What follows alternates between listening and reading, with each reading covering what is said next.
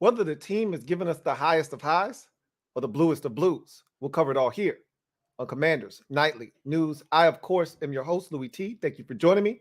Let's get to tonight's lead story. So, one of the questions I have for everyone out there, and I've been asking myself this question. I think this is a layered question. It's convoluted. There's so many different choices and answers you could go with here. There's obviously some low-hanging fruit here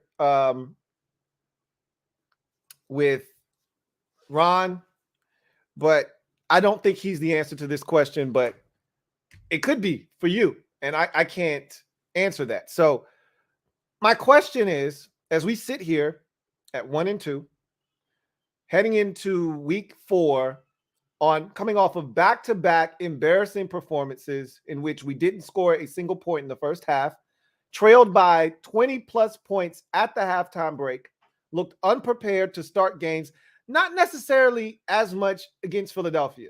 Going back and watching it, sometimes you misremember things. And I can tell you that it felt like the offense was somewhat stagnant like it was in Detroit. It wasn't even close. Detroit, we couldn't even get a first down. We couldn't even string together plays that made sense in Detroit. At least in Philadelphia, the very first play of the game was a 17-yard run by Curtis Samuel. So that drive, a couple of our drives ended around the 40, 45-yard line. Like, there were times when we actually got a first down or two. We ran the football very effectively in the first half, specifically on first downs. We just didn't run it enough, and we never were able to really sustain any offense. But we got first downs. The Detroit game was a debacle. Start to finish of that first half was just awful on all levels, and there wasn't anything that we did right, offensively, defensively, or special teams in the first half. But nonetheless, 22-0 against the Lions, 24-0 against the Philadelphia Eagles. As we head into the game against Dallas, we feel probably the lowest confidence-wise in the offensive line that we felt in quite some time. I still feel really good about this offense, but what difference does it make if the offensive line isn't going to protect? And then the defense, I'm starting to be encouraged by what I've seen from the defense. But that could all come tumbling down, against Dallas, or even the next week when we get a run-heavy team like Tennessee coming to town. Who knows what'll happen? But I'm starting to become a bit encouraged by the defense. So I ask you this question. Who is at fault? Who is, to me, the biggest culprit as to why this team sits here at 1-2? Now, I'm not talking about overall, because if we're talking overall, if we're talking from a franchise and organizational standpoint, not including Daniel Snyder, then it's Ron Rivera, because every single guy that is here on this team, with the exception of, some of the core players that were here prior to Ron, like Terry and Jonathan Allen and Deron Payne and some of those guys, with the exception of some of those guys that were holdovers from the last regime, everybody is here because of Ron Rivera. So obviously he would be the answer. But I'm not talking big picture. I'm talking about just this season, starting 1-2. What is the biggest reason? Who's the biggest culprit? It could be the offensive line. It could be Scott Turner. It could be Jack Del Rio. It could be Ron Rivera, if you so choose. It could be Carson Wentz. Who, in your mind, is the reason, the biggest reason? And I think there's enough blame to go around, but if we were slicing up a pie of blame, who would get the biggest slice as to why this team sits here at 1-2 with 2 debacle performances in a row as we head to Dallas dressed in all black like the Omen? I can't wait to read some of your responses as to why or who you feel like is at fault the most. I said this already. It's a loaded question. There's so many different answers, and I'd be willing to listen to just about any answer that you have at this moment because of where we sit and how we've gotten there And, it seems like we take turns. One week it's the defense, the next week it's the offense, the next week it's a combination of the two. You could argue that this team is unprepared. Is that a Ron Rivera thing? Again, don't know. So I'll let you guys hammer away at that. And when we get to the show later on in social media maneuvers, I'll give you my answer to that question. All right. So let's transition into in other news. So the beauty of the NFL season is that you get to turn the page. We could sit here and wallow in another disappointing loss. We could talk about how the offensive line was terrible. We could talk about how Wentz was holding on to the ball too long and he wasn't quick enough in his decision-making process. We could talk about Scott Turner not giving him better outlets and calling some stale plays at times. We could talk about Ron Rivera not throwing the challenge flag. We could talk about, Kendall Fuller not making any plays. We could talk about Benjamin St-Juste not making any plays. We could talk about a number of different things. But you know what? It's Wednesday, It's time to close the book on Philadelphia. And guess what? We get to turn the chapter. We get to turn the page. And we'll get to see Philadelphia again in 7 weeks. And we can revisit this, open up this wound again so that they remember what it felt like to get destroyed at the crib. And maybe we can inflict some damage and pain to the Eagles down the road. But now we've got to move on. And that's the beauty of the NFL season is you can't sit here and lament and wallow in what was the debacle against the Eagles. You got to move on and look at the next opponent. And so now we're turning our attention to Dallas. For those of you who are members of the MOBB, stand up. We in the building. You know what it is. If you're on Patreon, thank you so much for your patronage. All of you, hopefully you've had a chance to check out Studs and Duds. But if you haven't, that is up. And so get your bonus content if you're out there on Patreon, if you're out there on a member of the mob, get your bonus content. It's there. I did a trial period with the film, so you see what you're going to get. That's going to be for Patreon members, and that's going to also be for mob gold members. So hopefully you enjoyed that. And that's a taste of what you'll get. And I think it'll be even more extensive as we get really into the nitty gritty and I have more time to sit down and go through every single snap. And I essentially did that. We didn't get through the last quarter, but we'll be able to go through just about every single play.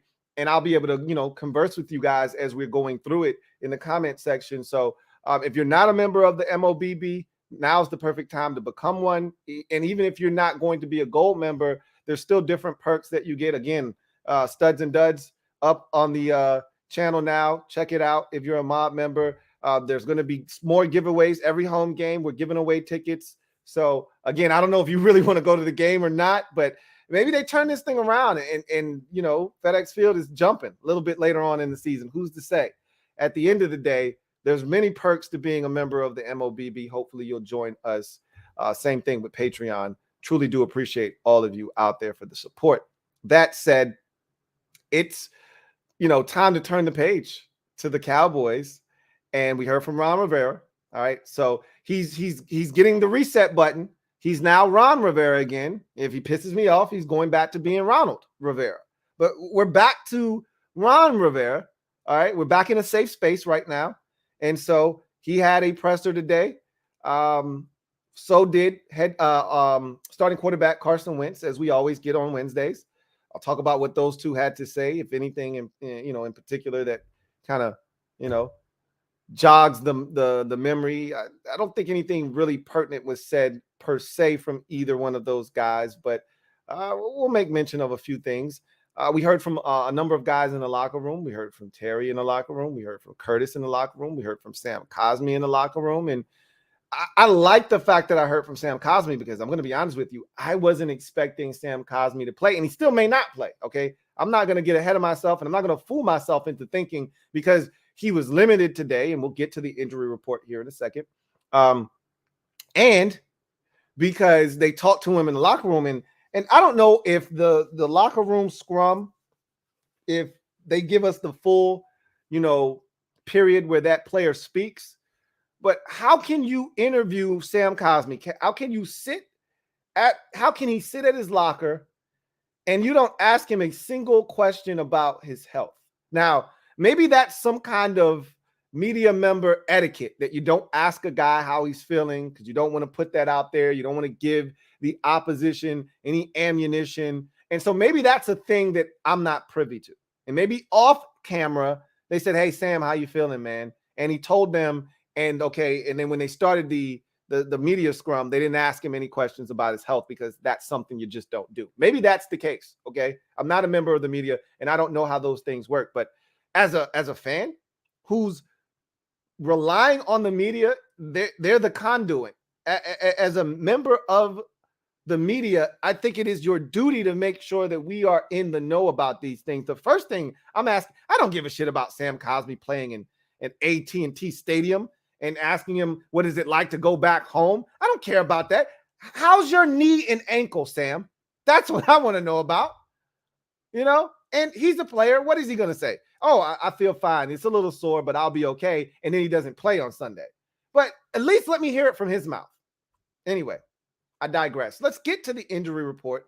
See what we're dealing with this week, because as you know, every single week, there isn't a week that goes by with this team that we come out unscathed, that we come out of the game just as clean as we went in, or we don't incur any new injuries. We always have new stuff to talk about. So let's take a look. So here's this week's laundry list of injuries that we go into the game hoping that guys are able to compete. Charles Leno's shoulder did not practice today. Now, Ron elaborated on this and said, look, he's a veteran. He came in sore. We gave him the day off. It's not a big deal. He'll be fine. I've heard that from Ron before, but I believe Ron in this particular case. Wes Schweitzer, concussion. Did you guys know Wes had a concussion? I sure as hell didn't know Wes had a concussion. Well, there goes the neighborhood there. We were talking about all of these different combinations, shuffling guys around, and the only good thing that may come from this, and there's no good things coming from a guy suffering a concussion and not being able to play. There's nothing good about that. The only silver lining in this, though, the only positive spin I can possibly put on Wes Schweitzer potentially not being available this upcoming week is that Nick Martin will have to get up to speed and get in the game, and ultimately he may prove to be a solid. I don't expect him to be a world beater. As a matter of fact, he's probably going to get his ass whooped at some point during the course of the season. There's a reason Nick Martin was available.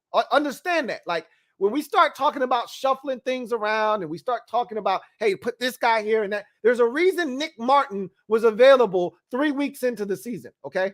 Understand that Nick Martin isn't a dominant player. He's not his brother, Zach, okay? But I did hear that Nick is 2-0 against his brother, Zach. Maybe that comes into play this week when we play the Cowboys. But more importantly, maybe he comes in, stabilizes center, and when Wes is healthy, maybe they'll put Wes back at guard. That's just a thought. Now, I'm hoping, and this is just me being the constant optimist, I'm hoping that the two guards that we have in there just get better, okay? Trey Turner, who didn't play most of the training camp and preseason, I'm hoping that just him getting more and more reps, the quad starts to get better and better each and every single week, and he just gets better.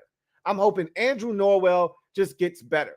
The likelihood is that's not going to occur, and so I would love it if Wes comes back and they decide, you know what, Nick's just fine at center, and I'm starting to ask, hey, Tyler Larson, where you at, bro? Okay, when are you going to be available? Okay, after next week, then we start getting antsy. Chase, you're available to come off a pup. Hey, Brian Robinson, you're available to come off a pup. Hey, Tyler Larson, you're available to come off a pup. Now I'm going to start getting a little bit annoying when it comes to some of these guys that have started the season off on the pup list. Hey, Tyler, where you at? And if he's like, hey, bro, I'm still like a month away. Cool. Just let me know what's good so I don't have to keep asking, At the end of the day, I don't want Wes at center. I want Wes at guard. Okay, that's the overarching theme of everything that I just said. He's going to be out this week, just like Casey Toohill was last week with a concussion. Wes Schweitzer is going to miss this game. That sucks. We'll see what happens. Sadiq Charles, it's amazing. He never plays, but he's always hurt. I just don't understand how it is every week Sadiq Charles is on the injury report, yet we never see this guy in a game. Amazing. Amazing. Well, he's still on the injury report with the shoulder, limited. Sam Cosmi, knee, limited. I'm skeptical of Sam Cosmi playing this week. I'm going to keep my eye on him because this is not the week to have a knee if you're Sam Cosmi, if you know what I mean. Healthy Sam Cosmi was going to be in for a full workload. Bum knee Sam Cosmi? I'm not sure this is the game you want bum knee Sam Cosmi. So I'm going to keep an eye on him. Milo Eifler, ankle, limited. James Smith-Williams, abdomen, limited. We saw this story last week, with James Smith-Williams. Told the reporters that he was fine. He was just overworked and that he'd be all right. And then he didn't play on Sunday. Now, again, that may not have been his call. Still, he was limited last week. He didn't play last week. So we'll see what happens with him. God damn it. Benjamin St. Juste, hamstring limited. What in the hell? Can we catch a break? So William Jackson III is tagging back in, and there's a potential. I'm not saying that he's not going to play, but there's a potential for Benjamin St. Juste to tag out. And we still sit here with some damn wild goose on the loose. Come on, Juice. Come on, buddy. Need you to get that hammy ready for Sunday, man. Please. Please, pretty please. Don't do this to us. Casey Toohill, concussion limited. I think Casey's going to play this week. And that would be a nice welcome boost on that defensive line. Boy, were we thin last week or what? Okay. So I would love it if both James Smith-Williams and, I will say, I actually like what I saw out of Shaka Toney. I can't speak for any of you out there, but I actually liked what I saw out of Shaka Toney. I'd like to see more. I don't need to see any more William Bradley King, however. So I would love it if James Smith-Williams and Casey Toohill come back this week. But I think there should be more opportunities for Shaka Toney. That's just my opinion. We'll see what they decide to do. Daniel Wise, ankle limited. Boy, that would be a welcome sight if he could come back this week. William Jackson III, back full. Okay, cool. He wasn't on the injury report all last week and then flared up on Saturday. And then Sunday, he wasn't able to go. So I don't trust him. We'll see what happens. And David Mayo, ankle full. Great. David Mayo. Always good to get a nice glob of mayo, right? Right. So we go to the Dallas side of things. And Dak Prescott isn't going to play, which is great news for us because we can't seem to beat Dak Prescott. So I was looking forward to him not being in the lineup. And we'll see him at the end of the season. I don't know if that game will mean anything, but for either team. And we'll see what happens then. But good. I'd rather get me some Cooper Rush. You're putting a rush on me, but I like to know you better, baby. Rather get me some Cooper Rush. J-Ron Curse, knee, limited. Safety. DeMarcus Lawrence, foot, limited. We saw him go down with a foot injury. We saw him return to the game with that same foot injury. I think he's going to play. Connor McGovern, ankle, limited. He didn't play last week. Remember, they had a guard in there that they weren't too thrilled about, and then they ended up sticking in 40-year-old Jason Peters at left guard. So, but then they took him out like maybe 2 series later. So they're playing around with some stuff up there. If Connor McGovern can't go, they're still going to have an issue at left guard. I'd like to see that backup left guard and get a run, get Daron Payne and Jonathan Allen getting a run at this kid. Because I saw the Giants doing some work against that dude. So I'd love to see our guys get an opportunity. Dalton Schultz, knee, limited. He did not play last week. I'm going to go out on the limb and say he plays this week.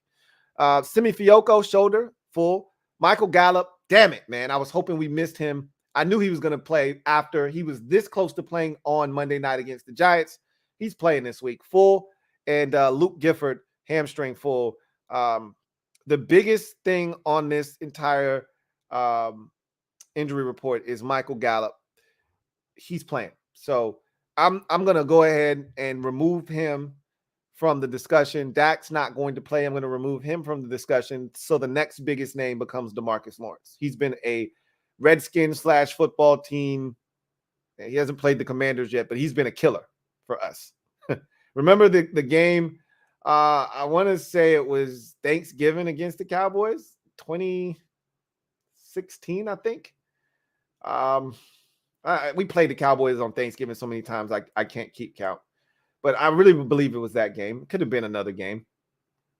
We were right there. We were in that game. Now, this one was more recent. This one was with like Colt McCoy or somebody at quarterback. Where he batted the ball in the air and picked it off and ran it for a touchdown. I mean, we were fighting these dudes tooth and nail. We were right there, and in a span of like 3 plays, they scored a touchdown. The next snap, he bats the ball in the air, runs it for a touchdown, and just like that, we're down like 17 or 20 after being in the ball game the entire time. Yeah, I'm not looking forward to DeMarcus Lawrence. I'm not looking forward to Micah Parsons. I'm not looking forward to any of those guys up front that they have. They got a dangerous front, and they go about 6-7 deep. So we'll see what happens. Nothing really noteworthy here. Dalton Schultz is noteworthy, obviously. Connor McGovern and DeMarcus Lawrence are all names to watch this week. So we'll keep a watchful eye on all of them. So Carson Wentz stepped up to the podium. So did Ron Rivera. Ron talked about just continuing to talk about growth of the team. And, he talked about Wild Goose getting thrown out there and how he's, got a skill set that they like, but he's young. And so he's got to learn. And I'm like, that's the problem with this particular situation. This is a year in which we're trying to win. We're not looking to develop young guys that I don't think ultimately are going to be a part of the long-term solution here in Washington. Now, I can't say that with 100% certainty about Rashad Wild Goose, but I'd like Wild Goose to be getting his reps in the preseason, and I'd like him to be getting reps in practice, not in the game. But that's where we are. At that particular position, I would have loved it if they would have went out and attacked it with some veterans. And, I often find myself frustrated just knowing what was out there this offseason, knowing what we could have done to help shore up this team, specifically the secondary. I look at Logan Ryan playing for the Tampa Bay Buccaneers right now, and I'm thinking this guy was available all the way up until late August. The Buccaneers signed him, like right before the season. And I'm thinking, you went back for seconds of Bobby McCain over Logan Ryan? Why? And I like Bobby. Y'all know I like Bobby. I like him as a leader. I like him as a guy with the mentality that you need to have. But Logan Ryan's a dog. I watched him pick off Aaron Rodgers this past week. We just baited him and picked him off. And I'm thinking, damn it, what I wouldn't give to have somebody like that on our team in our secondary. Anyway, so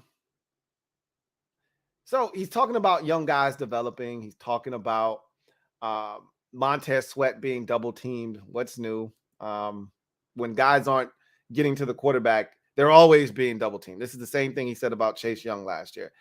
If you're an elite pass rusher, elite pass rushers don't care about getting double teamed. They don't care about getting chipped. It's a part of being a stud rusher. Okay. It comes with the territory. I've watched TJ Watt, Aaron Donald, Myles Garrett get triple teamed and still get to the quarterback. Not double teamed, triple teamed and still get to the quarterback. So I really don't want to hear about guys getting double teamed. I really, truly don't. He talked about the uniforms briefly. He's like, look, he explained why teams wear the colors that they wear, which is, something that everyone knows. It's common knowledge. In the early portion of the season, you wear your white uniforms when you're at home. When you have the option, you wear white because it's hot outside. The sun is shining and you don't want your team being beat down wearing darker colors. So you force the opposition to wear their darker colors. That's what everyone does. Now we're going on the road. Dallas is one of the few teams in the league that wears their whites at home. And so now we have to wear a different color. I thought they lost the burgundy uniforms, in transit somewhere, but we already knew the schedule, right? Like we didn't know when they would wear the blacks, right? but we knew they were coming. And someone had asked me during one of the live streams recently, are we wearing black against Dallas? And I was like, I don't know. But I was like, I know the first time we wear burgundy is week 5 against Tennessee. So they can't wear white because Dallas is going to wear white. So they have to be wearing black, I would assume. So, and I was right. They are wearing black. And so great. It was funny to see them going out to practice today with the black helmets on instead of the burgundy ones. But they had on everything else was burgundy and white, but they had on black helmets. It was weird. But nonetheless, he talked about, hey, it's one of our alternate uniforms, so we're wearing it. He didn't make a big deal out of it. I'm not making a big deal out of it. It's going to be cool to see, and I bet you the color contrast between their whites and our blacks is probably going to look awesome in AT&T Stadium. That said, doesn't really matter unless we're planning a funeral for Dallas. Doesn't matter that you're wearing all black. Hopefully, it's not our funeral that we're going to, but rather theirs, and we're going to win a football game. But we will see. He talked about getting off to faster starts. He said, look, that's what you try to do every single week. Some weeks you don't do it, other weeks, well, this is the problem, Ron. Since you've gotten here, we've gotten off to more slow starts than anything else, okay? We don't get off to fast starts most games since you've been here. That's a problem, okay? And it's not just any slow start. It's not down 7-0 into the second quarter. It's not down 10-3. It's down 24-0 at halftime. It's down 20-0 at halftime. It's down 22-0 at halftime. It's these big deficits and holes that we find ourselves in with you as the head coach. That's the frustrating part. And again, he tries to downplay it like, oh, well, we don't aim to start slow, but, something that we try to do, but you don't want to put too much emphasis on it, because then what happens if you don't start fast? Then what? Well, guess what, Ron? You do put emphasis on it. You do make a big effing deal out of it, because you can't keep starting with these deficits and thinking that it's okay and it will somehow wake up and magically come back and rally and win. It's not how it works in this league. And especially with this team, we generally don't come back. So, yeah, hearing that from him was like, yeah, God. But he did talk about Brian Robinson's recovery and that they don't have a timetable, which they shouldn't. But he said every time we give him a mile marker to hit, he not only hits it, he surpasses it. So we'll see what happens.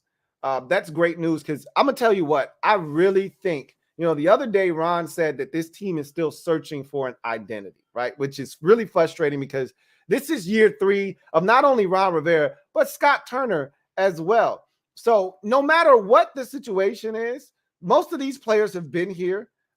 You should already have an identity that this team has developed over the time that you've been here, which is frustrating because clearly they do not. But I think Ron really wants to run the football. I told you, he talked about, he romanced and waxed poetically about that 4-game win streak last year and how we ran the football, controlled the clock, played defense, and eked out victories. He waxed and romanced poetically about that all offseason.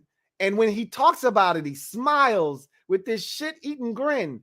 And so I know what he wants the identity of this team to be. And I think he feels like in order to do that, you need Brian Robinson. So I don't think he's bullish on having this team be run first and, be more, ball control until he gets the back that he thinks can help him do that. But again, I don't think we're built to do that anyway, to be honest with you, but we'll see. At the end of the day, I didn't take away much of anything from what Ron had to say, because at this point, I'm about action, boss. I'm about that action now. I don't really want to hear about this, that, and the third. I just want to see it. He talked, and I couldn't barely hear the questions that were being asked, because there was one answer he gave in particular that I was really interested in, and I would like to have known the context of the answer that he was giving. It was something to the effect of, well, that narrative is already out there. All we can do is go out on the field and play hard and try to. So I wanted to know what was asked that prompted him to say that. But the audio with these press conferences isn't the best. And so you take it for what it's worth. Carson Wentz talked about last week and his performance having to be better. He talked about having confidence in this offensive line. He talked about, wanting to get Terry the ball earlier. That I think we're going to see Terry get the football, because one thing about Scott Turner, he's very sensitive to what's being said. And maybe not even Scott Turner, but rather Ron Rivera. One thing I've seen throughout his tenure is when there's a big emphasis put on a guy not getting the ball the week prior, Ron is made aware of this, and Ron's not dumb. He's aware of it himself, but the media makes sure by asking him 6 questions about a guy not getting the ball or maybe getting involved sooner.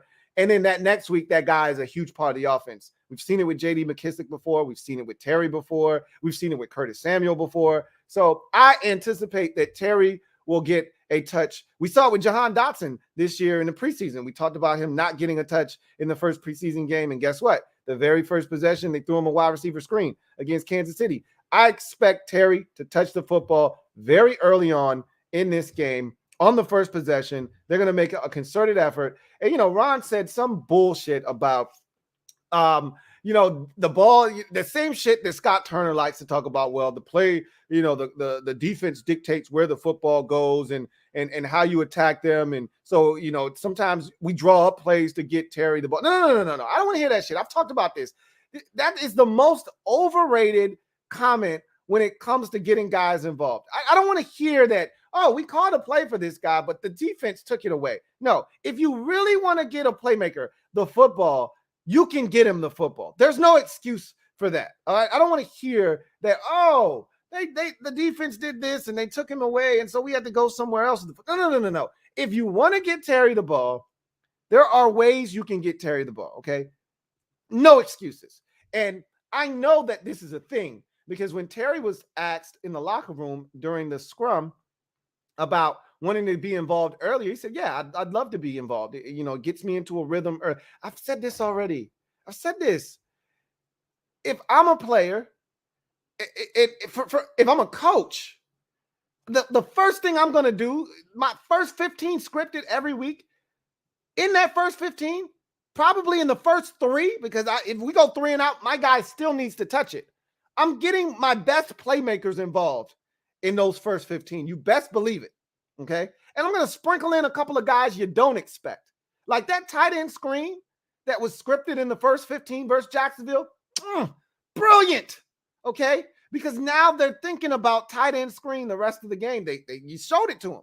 That's another guy they have to account for now. We haven't seen the tight ends really touch the football since week 1. It's a damn shame. Okay. It boggles the mind how you can allow a team to dictate to you what you're going to do. I got a guy like Terry McLaurin. I got a guy like Jahan Dotson. It can't be until the second quarter that they touch the football or even have a target in their direction. How many targets did Jahan Dotson have in this game? Couldn't have been any more than 4. This is bullshit, okay? Your best 3 players on offense are all wide receivers. They shouldn't go without 7 or 8 targets apiece, bare minimum, especially when you're behind by 24 points, okay? I got to know now. I'm curious as to how many touches the receivers, targets did Jahan Dotson have? I'm curious. I bet you it was 3 or 4. A maximum of 4. I know he threw 1 out of bounds. He dropped 1. I think he caught 1. Let's see. Dotson,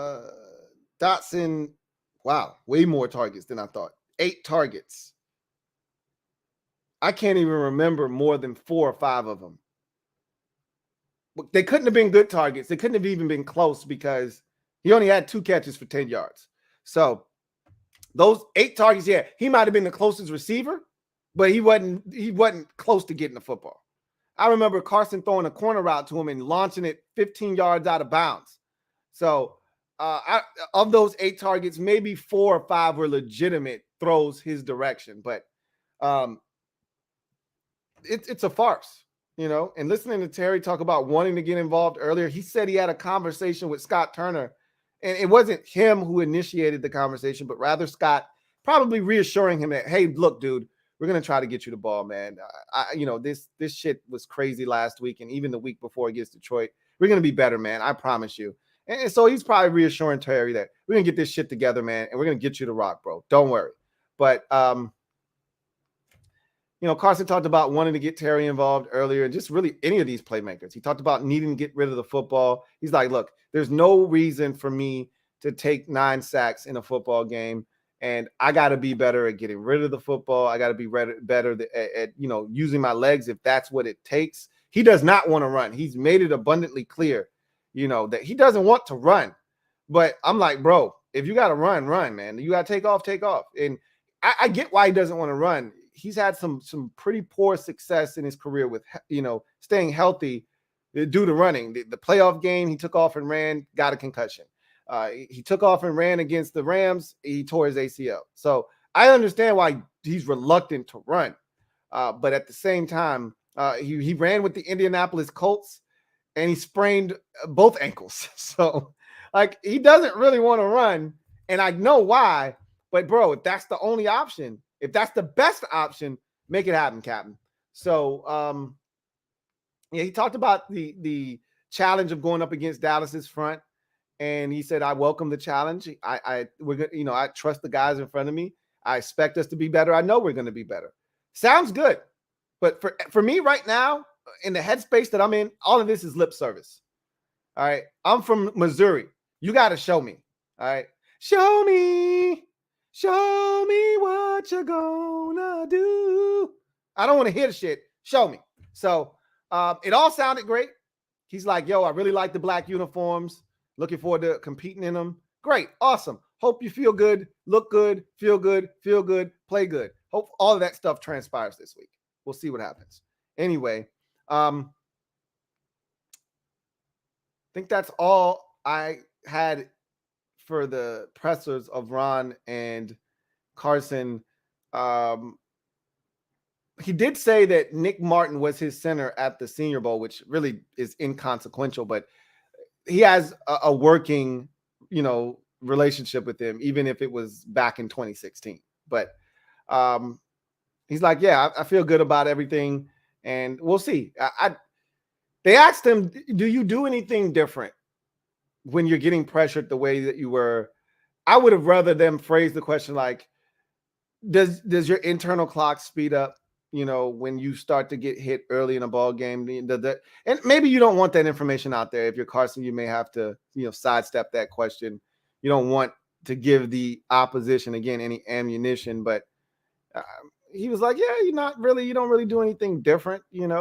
I just got to be faster. And I don't even want him to be faster in making decisions necessarily, because I thought that was one of the problems in the last game against Philadelphia, is that his clock sped up and he didn't allow routes down the field to develop, which, again, I get it. When you are getting mutilated back there, you can't afford to sit back there and let 15-yard routes develop down the field. But there were opportunities. There were guys open, and he was coming off of them too quickly. And so I don't want him going through his progressions faster. I want him going through it in the proper timing and rhythm of the play. And the only way that can occur is if he has adequate protection and he feels confident in the pocket. That's not going to happen this week. He's not going to feel confident in the pocket against Dallas's front. Maybe try again next week against Tennessee. That's not happening this week. So we'll see what happens. That's all you can do is you scheme it up and you hope for the best. So let's take our first look at Dallas, man. I mean, this is a Cowboys team that pressured Daniel Jones 24 times on Monday night.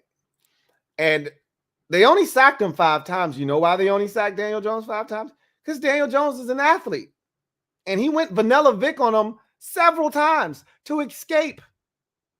If not for his athleticism, he would have been sacked 12 times in that game. Okay? So I'm not looking for, now I will say this, the Cowboys could get extremely reckless, and I said the same thing, when I was watching, who was it? I forgot what team I was watching, and I was specifically telling people that the coordinator got extremely aggressive because he didn't respect what the opposition had. I think it was Jacksonville against Indianapolis. I think that's what it was. I could be wrong. Could have been another game, but I watched the team get the draws blitzed off of them. And I could tell that coordinator didn't respect the weapons that the opposition had. And when you don't respect what the other team can do vertically stretching the football field, you come after them mercilessly, right? There is no mercy because they're not going to hurt you. So what is the penalty for blitzing? There is none. So you do it relentlessly. That's what they did to the Giants because there was no speed. There was no Kadarius Toney. Wan'Dale Robinson didn't play. There was no Darius Slayton. There was no speed. Sterling Shepard's not fast. Kenny Galladay's not fast. David Sills isn't fast. There was no one that was going to make them pay for blitzing. So they blitzed the draws off of Daniel Jones. And the end result was he was running for his life half of the night, 2/3 of the night. We're going to get a little bit more respect than that. But as we saw last year in the first game against Dallas, but we had less weapons last year. Keep that in mind. They felt comfortable putting Trayvon Diggs on Terry and saying, hey, we don't really care about any of your other receivers. They can't beat us. Not De'Ami Brown. Curtis Samuel wasn't playing. And so they weren't worried about any other receiver. They weren't worried about Adam Humphries or Dax Milne or even DeAndre Carter. He dropped the football late in that ball game. So they damn sure weren't worried about him. Right? So this year, it's not quite the same. If you get too aggressive, you could get hurt. Now, the offensive line, and that, again, copycat league, Dallas is saying, we don't even have to blitz. The Eagles didn't blitz, and they kicked their ass. We should be able to win with 4, and maybe we can get freaky and bring a 5th guy. But we shouldn't have to get, too aggressive with them. Just come with your normal pressure, and we should be fine up front. We'll see. Cooper Rush is starting at quarterback. I like our chances against Cooper Rush. I will tell you, Cooper Rush is confident. He knows that offense. He's the equivalent of Taylor Heineke for us. He knows that offense probably better than Dak Prescott knows that offense. Okay? He was teammates, Cooper Rush was, with the offensive coordinator, who is now got the damn left-handed dude's name. But he knows that offense really well. This is his second stint with the Cowboys, okay? Kellen Moore, that's his name. The offensive coordinator is Kellen Moore. So he knows that offense really well, similar to the way that Taylor Heineke knows Washington's offense. So he's very comfortable, man. The dude is unflappable back there. I haven't seen him panic yet this season. He didn't panic in the start last year against Minnesota. He was comfortable then. He's comfortable now. And so just showing up isn't going to rattle Cooper Rush. And he's getting more weapons back. I think Dalton Schultz is going to play this week. I know Michael Gallup is going to make his first appearance in 2022 against us in week 4. And I think he's got a rapport with Noah Brown, who was a guy that he practiced with and threw the football a ton to. And then there's CeeDee Lamb. So they've got weapons. He's comfortable. And I think the key to really having a chance to rattle Cooper Rush and maybe get him to make a mistake or two is to take the run game away from him. When Dallas ran it really effectively on Monday, Ezekiel Elliott had I think 10 carries, maybe 12 carries for 73 yards or something like that. And then Tony Pollard had 15 carries for 100 and, some odd yards.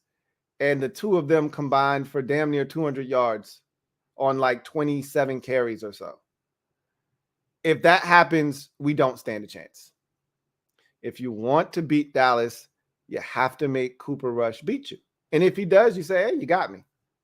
So that'll be the task in this game. And I actually feel a lot more confident in the run defense than I did a week ago this time.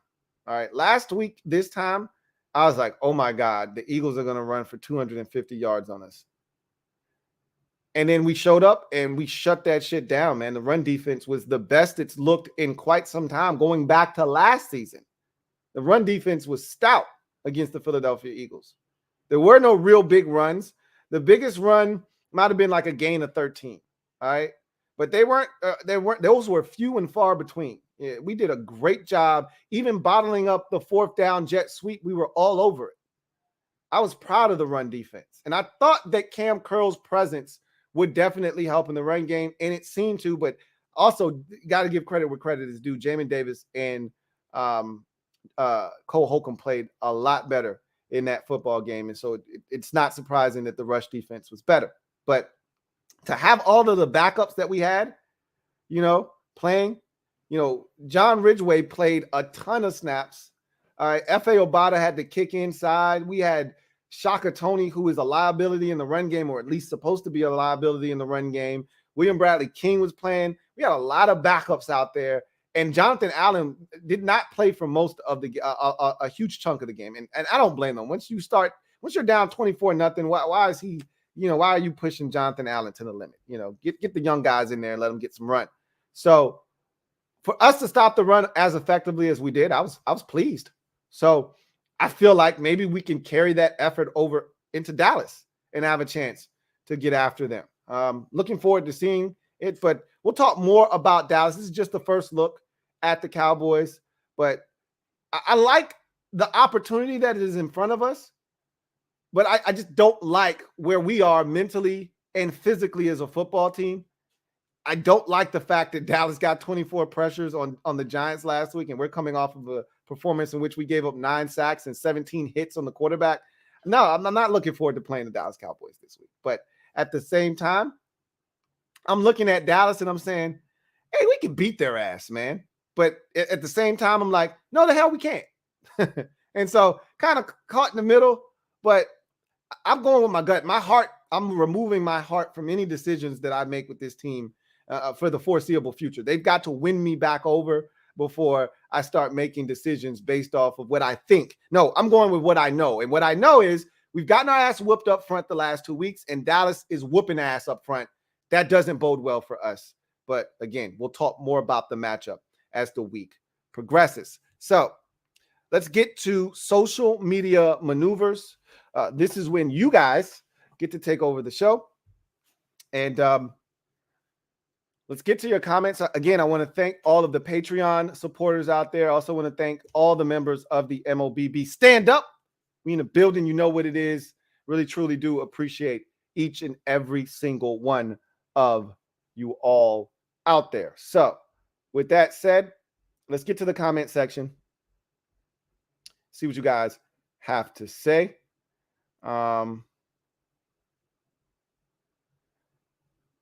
And the first super chat of the night goes to Take Command for Life. Thank you for the super chat. Greatly appreciate you. Thank you for being a member of the MOBB Take Command for Life. Writes, Wentz is going to get murdered, and it's not his fault.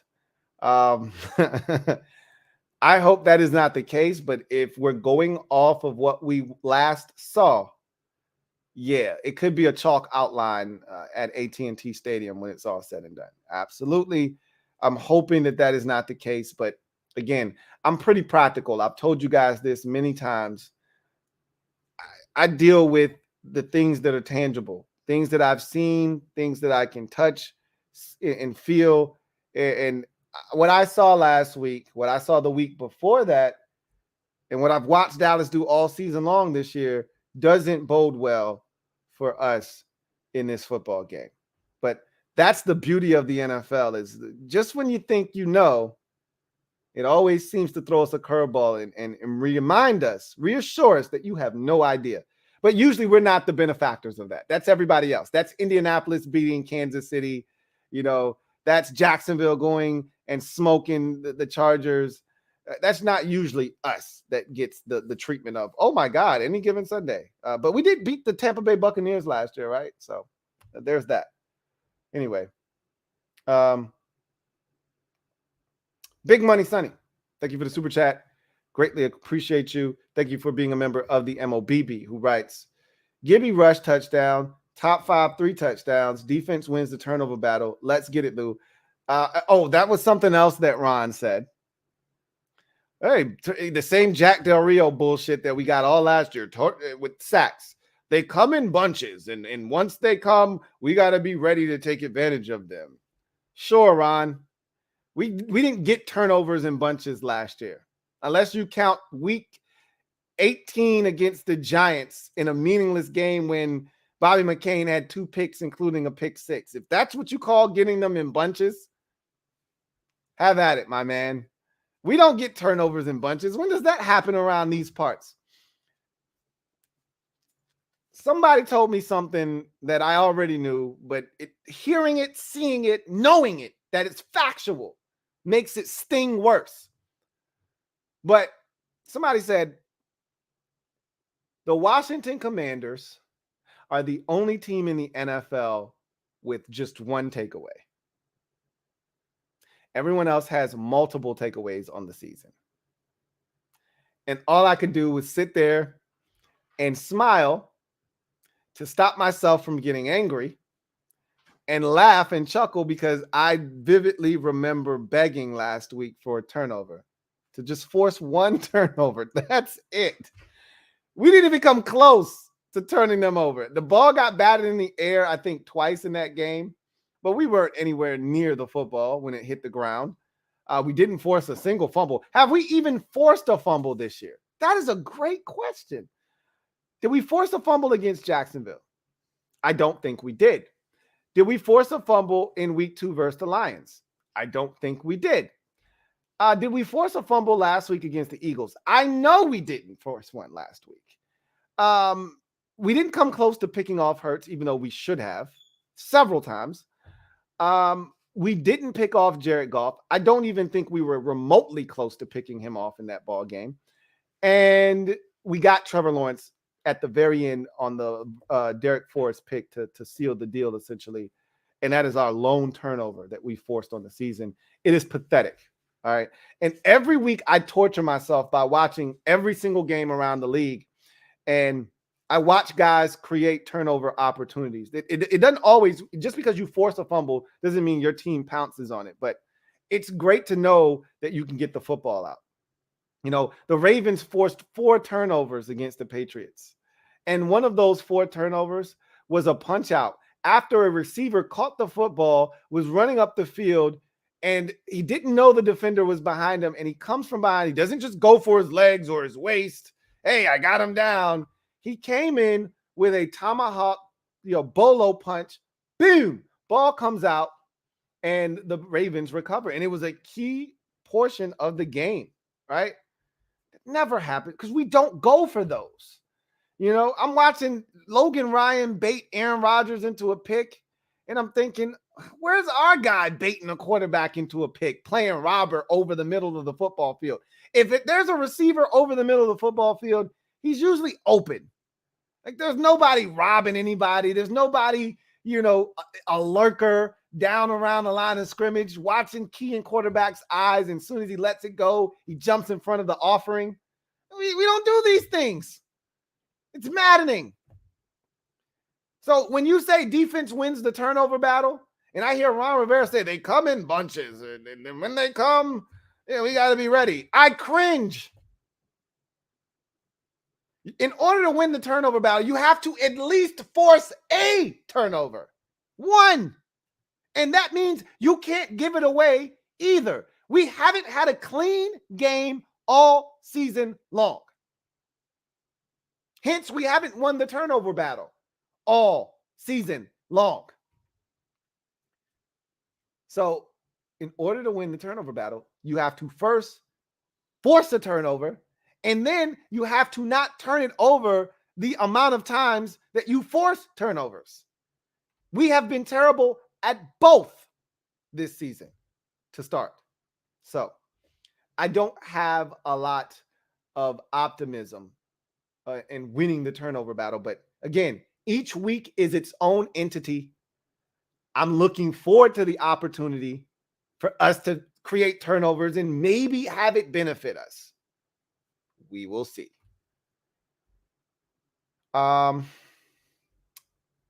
See, super chat here from Metaphor. Thank you for the super chat. Greatly appreciate you. Thanks for being a member of the MOBB. Who writes, gotta be combo of Scott and O-line, the domino of those. So I think you're on to something there, especially the part about the D being a domino effect of the offensive line and Scott Turner in unison. And you can throw Carson Wentz in there too. He's not absolved of wrongdoing as well. But and this is your answer, so I'm going off of what you put, and you put a combo of Scott and the offensive line. And effectively what that has done, the inability to get the ball out of the quarterback's hands quickly, and that's where Scott comes into play, not bootlegging. I've talked about these things. It's simple little things you can do when you're getting pressured by 4. It's not even, they weren't even blitzing last week. It was just 4 guys. So boot their ass, get them exhausted, make them start running, move the pocket, move the launch point. There are ways to take your quarterback out of harm's way, and we did not do that consistently. That said,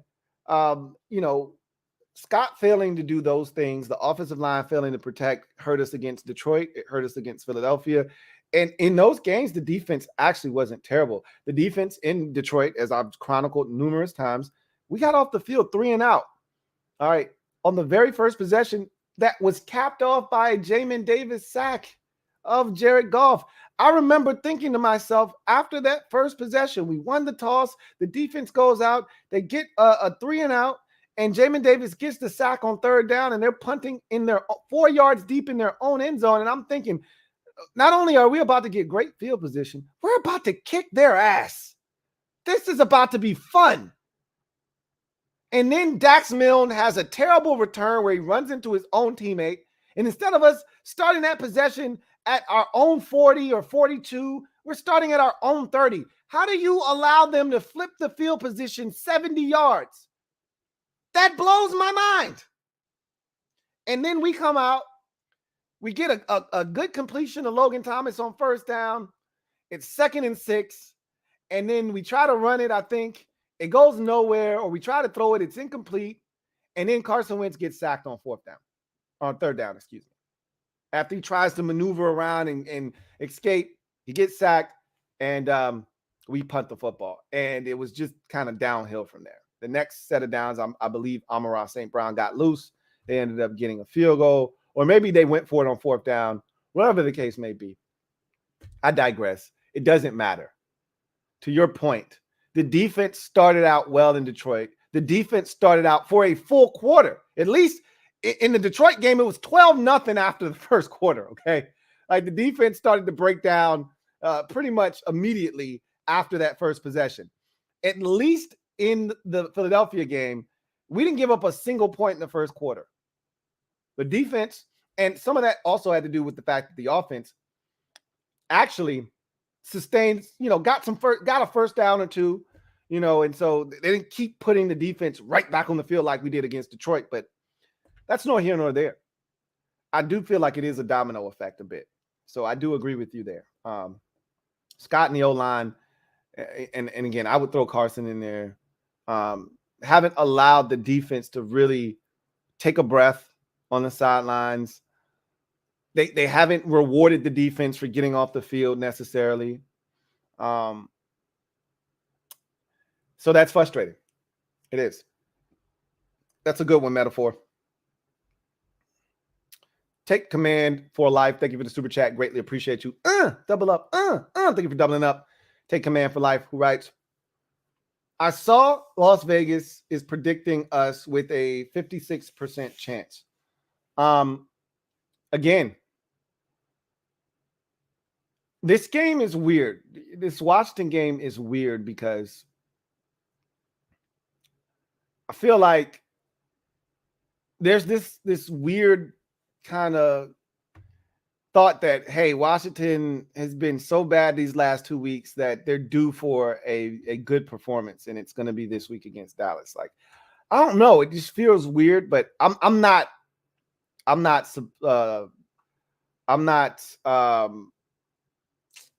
had the word was right on the tip of my tongue. I'm not subscribing to that theory or notion. I told you Vegas, those boys in the desert, they know what they're doing. But again, I'm in full show me mode. All right. Call me Glenn Jones because you got to show me, man. All right. You got to show me.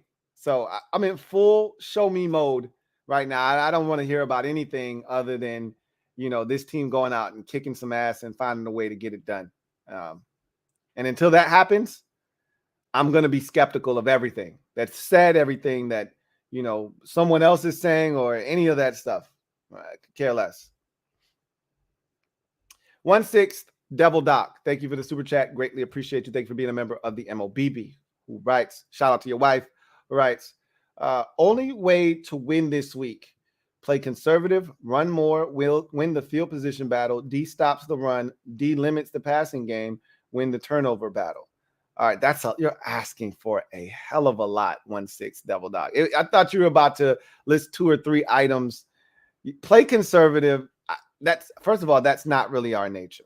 Play conservative, but you can change your stripes, you can adapt and adjust. But is that something that we do well here in Washington? Adapt and adjust? Is that what we do here?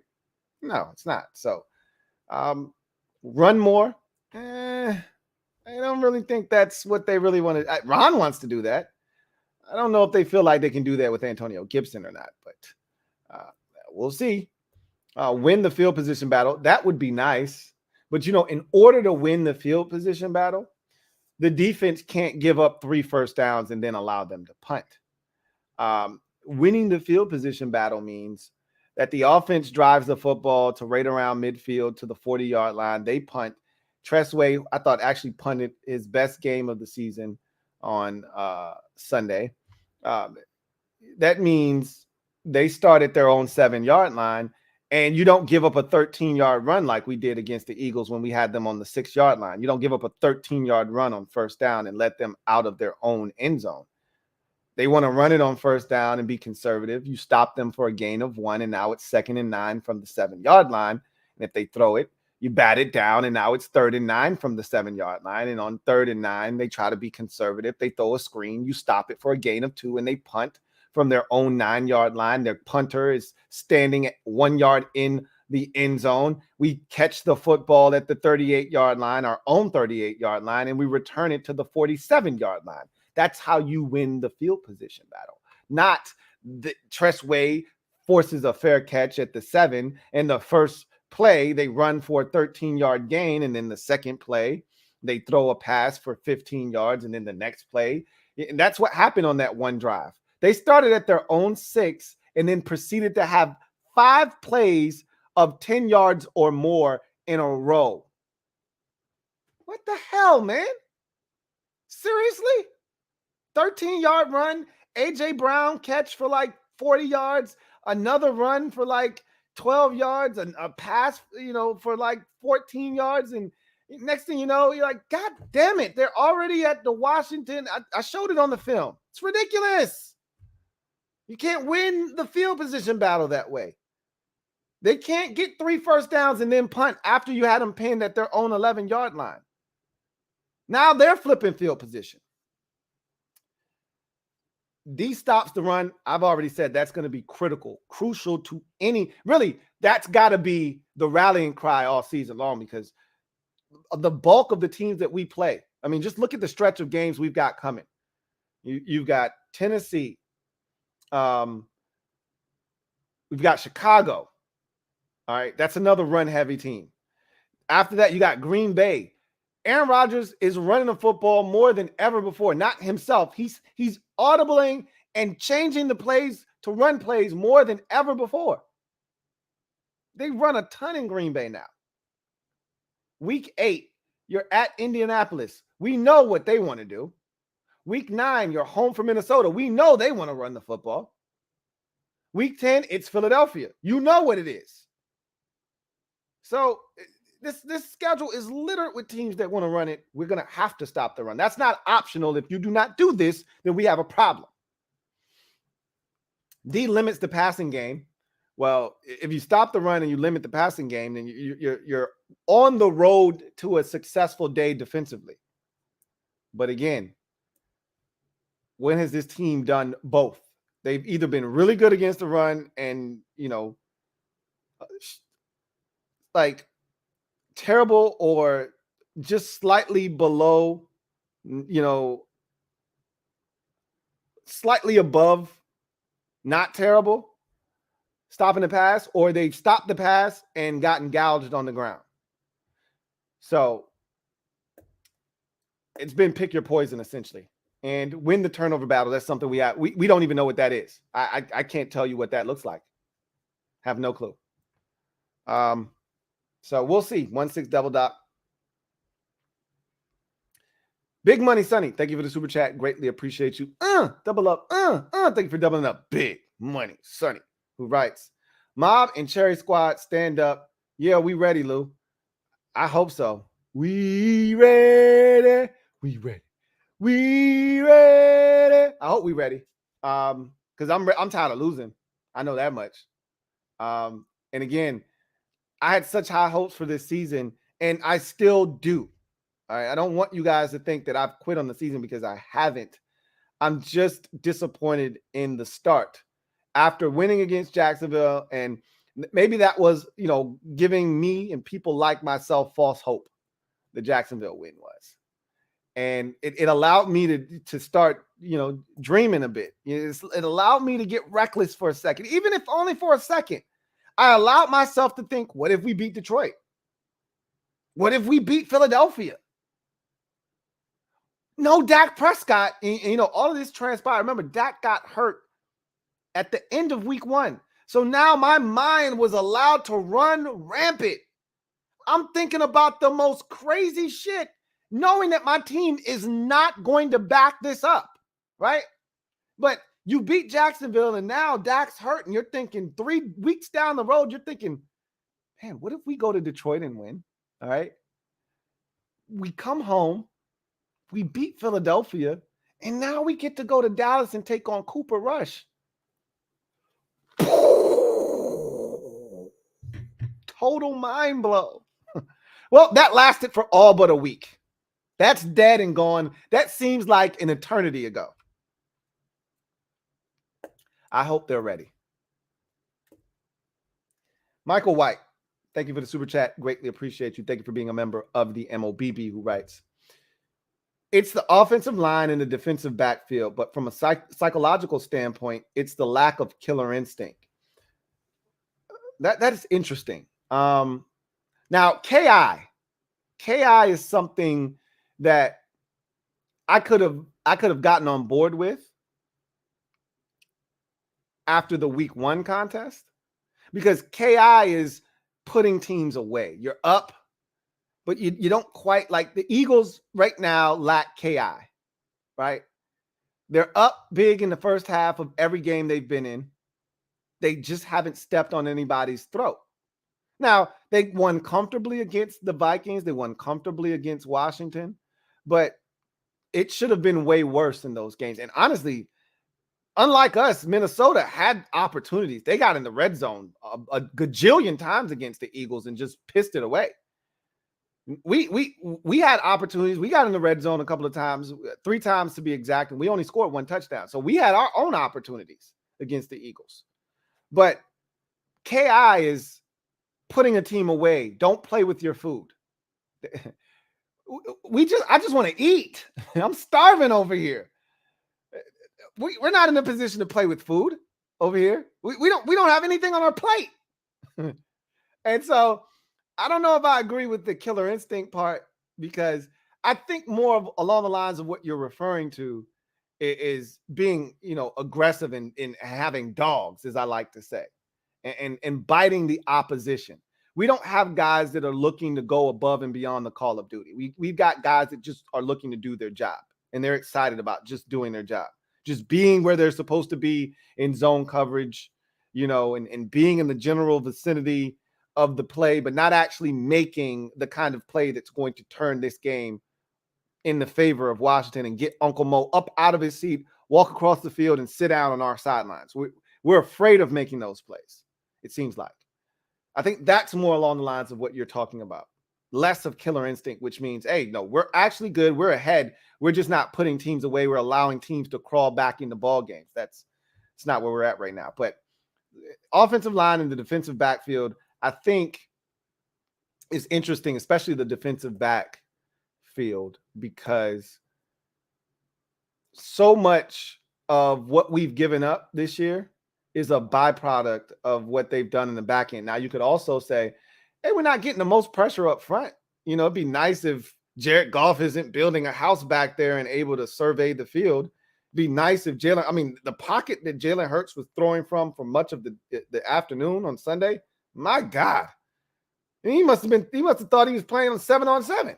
He was in practice with a red jersey on. I mean, there were plays where there wasn't a defender within 3 yards of him. I mean, there was a real pocket, and it actually looked like a cup. So there's that. You know, the D-backs are probably saying it'd be nice if they got a little bit of pressure, help us out a little bit. But at the same time, a lot of what we've given up defensively has come because the defensive backfield in particular, they're either getting torched or they're there and they're not making plays. So, yeah, I could definitely see that for sure. Michael White. That's a good one. Joseph's Journey. Thank you for the super chat. Greatly appreciate you. Who writes, this next game is Ron's most important here. Why do you say that, Joseph? I mean, every game is important. Obviously, you want to beat Dallas. You don't want to drop to 0-2 in the division. You don't want to drop to 1-3 on the season. But even if those things occurred, still a lot of football left to be played. I look at the schedule and I say, okay, so you lose to Dallas, you're 1-3. You go home. Maybe you beat Tennessee. Maybe you don't. Tennessee's looking at us like food. They finally won their first game of the season. They're thinking we got Indy this week, and then we go to Washington, and then we have a bye. We could be 3-2 at the bye. If you're Tennessee, that's what you're thinking right now. If you're Washington, you're thinking, all right, beat Dallas, got Indy, you got Tennessee coming to the crib. And then you go to Chicago for a quick turnaround. Hell, you could find yourself at 3-2 if you 4-2 really if you take care of business. But even if you lose this game, you can beat Tennessee, you can beat Chicago on a short week, and then have a little bit of a abbreviated bye week, so to speak, and you hit the reset button at 3-3, and you come out guns a-blazing against the Packers the following week at the crib. I mean, it's not over, but I'd like to know why you say this is his most important game. I'd like to hear from you, Joseph. It's a big game, no doubt about it. Big Money Sonny, thank you for the super chat. Greatly appreciate you, my guy. Big Money Sonny writes, I love chopping it up with my homies Mega in the Discord. He's very entertaining. However, he only talks out of frustration. Not this week, Lou. I've seen Mega upset, and I've been I felt the brunt of some of his comments in the comment section. But that's my guy. I love me some Mega 412. But hey, look, man, this team does something to us. You know, we care probably way more than we should, especially for the product that we've had to endure for the better part of, 2.5, maybe even 3 decades for some of you, some of us, I should say. And so, yeah, it does bring a little bit of that frustration out from time to time, for sure. Absolutely. Shout out to the Cherry Squad. Y'all check that Discord out, man. I know my girl Condo P is leaving the link down in the description for y'all. So check it out. If you got nothing else to do, got a little bit of time on your hands, check out the Discord. The Phillies Ace 34. Thank you for the super chat. Greatly appreciate you. Thank you for being a member of the MOBB, who writes, my guy, Louie, you are my best friend as the Eagles. Your big brother had to put you in place for saying F us. I deserve that. Mi malo. Now we pick you up and you go kick Dallas in their teeth, and we'll thank you, and you'll thank us later. Look, I would love nothing more than to take the ass whooping that was delivered last week to us and parlay that into motivation into beating Dallas this week. But I see your motivation, and I raise you the Detroit ass whooping that we took the week previous, and I ask, why didn't that motivate us going into the Philadelphia game? So I have a hard time thinking that it's going to be any different this time around when we got our asses whooped in Detroit. Now, it wasn't as severe of an ass whooping because we made it interesting, right? We fought in the second half. This one was a start to finish, really from the second quarter on. This was a thorough beatdown and domination. And so there was no comeback. There was no fighting involved in terms of us on the scoreboard, making it interesting. And so maybe this one is internalized a little bit differently. I don't know. I just know that until this team shows me what they're capable of, I can't see us going to Dallas and doing what is necessary to come out with the win. But the one thing about us, when we don't see Dak Prescott, we usually see red when it comes to Dallas. But Cooper Rush is different. He's playing good football. So we'll see. Thank you for that, the Phillies ace. And I hope you're right. I hope that the beatdown that you provided us with leads us to a win in Dallas. But we'll see. Big Money Sonny, thank you for the super chat. Greatly appreciate you. Who writes, what's up with Wild Goose, Lou? Is he playing shit? He is a young guy that we brought in here. And again, when we brought him and Field and Castro Fields in here, we knew that they were going to have to play at some point this season. It was no way around it because, again, we only have 3 corners. All 3 of those guys are on the field for a vast majority of the game. So when one of those guys can't play, the next guy up is going to be Rashad Wildgoose. So they're going to continue to play him. All right, they're going to continue to play him because, as Ron said, that's how you get better. You get reps. That's how you learn. I just hate that we're having to experiment with guys and get them on the job training while we're trying to win football games. That's what year 1 and year 2 of Ron's plan was supposed to be about. Getting guys like Rashad Wildgoose reps while we knew we weren't going to win anything meaningful and play in any games that, we're going to change the balance of the NFC or the NFC East. Well, now you're in a season where, again, I think my expectations were a lot higher than most.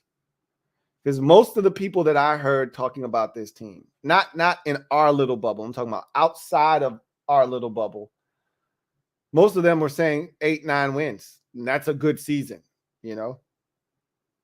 That's not what I view as a good season. You guys know that. So we'll see. Big Money Sonny, thank you for the super chat. Greatly appreciate you, my guy. Big Money Sonny writes, I'm sure you covered this, but why in the hell did we try out 4 receivers? Ron plan shows signs of going senile. P.S. Heard you finally had to eat baked ziti. I did. If you watched the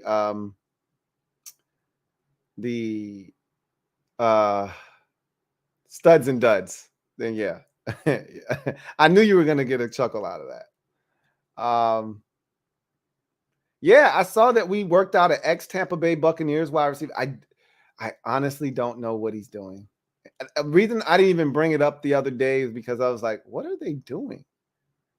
And this could be strictly for practice squad purposes, right? Like, this doesn't have to be a roster move. They could just have a guy on the practice squad that they're not really all that thrilled with, right? And they could say to themselves, this guy's taking up a practice squad spot. Let's go out here, scour the streets, and see if we can't find another guy just in the event that something happens. We got a guy that we feel more confident in. We don't really love the guys on the practice squad at the receiver position. That's what that could be. This isn't, I don't think, now, again, we don't know, but I don't think this has anything to do with the active roster. I think this is strictly for, because, they're still shuffling around pieces on the practice squad, So I think that's what that's for. Clearly, Dax Mill, is still solid at receiver. De'Ami Brown's still running around out there. Cam Sims, and then, of course, the big three. So there's no way that these guys that they're trying out have anything to do with the active roster. I think it's all strictly based off of the practice squad and guys that they want to get working and have already in the building so that in the event of an emergency, you have a guy here already. I think specifically you need a guy with punt return ability, because if anything happens to Dax Milne, who's returning punts? You know what I'm saying?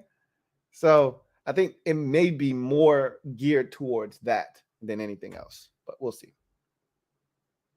Metaphor, thank you for the super chat. Greatly appreciate you. Double up. Thank you for doubling up. Metaphor, who writes, Juice injured, ball hit the back of leg, not turning around. I feel like you're being facetious here. I feel like you're making a joke out of him not turning around. Several times when he had opportunities to pick passes off, especially the one in the end zone. That's the one where he didn't turn around at all. Ball kind of hit him in the back, so to speak. Yeah, man. I don't know when he injured the hammy. It could just be a little sore, and they, didn't want to push him hard today or whatever. But that's not good. You never want to hear a hamstring, especially with a cornerback in particular. So we'll see what happens. Big Money Sonny, thank you for the super chat. Greatly appreciate you. Who writes, did you know that no Dallas quarterback has ever started 4-0? I did not know that. Again, that would bode well for us, wouldn't it? But those types of streaks are made to be broken, and we're the type of team that teams break streaks against. So I wouldn't be shocked if Cooper Rush goes to 4-0 after Sunday. But I did not know that. Thank you for that. NFL updates. Thank you for the super chat. Greatly appreciate you. Who writes, still can't believe we didn't try to upgrade free safety and didn't get a Buffalo nickel replacement. I like Mathis, but Brisker was sitting right there. He's actually playing really well for the Bears too. But there were several options that I thought made a ton of sense for this team. If you really put that kind of emphasis on that particular position, then something needed to be done. Now, again, they got a guy that they like in Butler in the 4th round. We'll see if Percy Butler, turns out to be anything on this team. Right now, he feels like DeShazer Everett, a guy that'll just be around special teams for years, play really well in that role, never really be a huge contributor on defense. Every now and again, he'll get some spot duty, but that's kind of the vibe I'm getting from him right now. But again, he's a rookie, so it's subject to change, and we'll see what happens. But that's the kind of vibe I'm getting from, Percy Butler right now. I just feel like when Ron came to Washington, when he came to town, one of the first things he said was, in Carolina, I allowed the roster to get old, and I won't do that here in Washington. And so he learned from one of his mistakes, but I think he went so far to the other end of the spectrum, and I think he failed to realize that there is a happy medium. There is a balance. Like, you don't have to go out every time there's a need on this team. You don't have to go find the youngest guys you can find at the position and help them grow with you here, because the more you do that, the less likely it is you're going to be able to see that guy through here. Okay, because you're going to end up getting fired because you got too many young guys out here that are learning on the job. So, like, for me, going out and getting Castro Fields, which I don't have a problem with, John Ridgeway and Castro Fields and guys like that, because those are like extra draft picks, essentially. So I didn't have a problem with them doing that, but understand that in doing that and going and getting young players, you're stunting the growth of this team, because we can only go as far as the players on the field take us. And I think there's this notion that Ron has in his head that in order for this team to grow together, they need to be young. We need a young team. We don't want old guys on this team. But it's okay to have a veteran here and there, and and so I just felt like corner was one of those positions. Hey, yeah, I know you got Kendall Fuller, a veteran. I know you got William Jackson III, veteran. So you want to infuse that position with youth. Juice is young, and you want to go out here and get a couple of more young guys. That's cool. But if we're talking nickel, a key contributor in the slot, I need that to be a veteran that's been there, done that, seen football, and understands what quarterbacks are trying to do, what offenses are trying to do. And I look at the safety position in particular, and I'm thinking, again, I said this before, Logan Ryan was out there. I know he's not a spring chicken, but neither is Bobby McCain. I don't know how old Bobby McCain is. He's got to be every bit of 27, 28, if not 29 years old. And I assume Logan Ryan's older than that, maybe 30, 31, somewhere in that vicinity. And maybe Logan Ryan's a little bit younger than I think. But I just look at a guy like Logan Ryan. I look at the cornerback that's in Houston right now that was in Tennessee and was drafted by the Chargers. And he got traded to the Titans, and then Titans didn't re-sign him in the offseason, and he goes to Houston, and he's a punt returner. And I'm like, he could have killed two birds with one stone, and he could play some solid nickel corner for you. And they just didn't go that route, and that's kind of frustrating. So, but to your point, Brisker was definitely there. He went the very next pick after we took Mathis. The Bears took him the very next pick. Big Money Sonny, thank you for the super chat. Greatly appreciate you.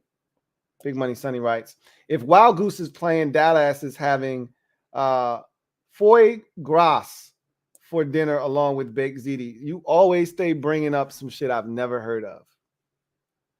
I'll just take your word for it. It's probably delicious. Of course I didn't get it.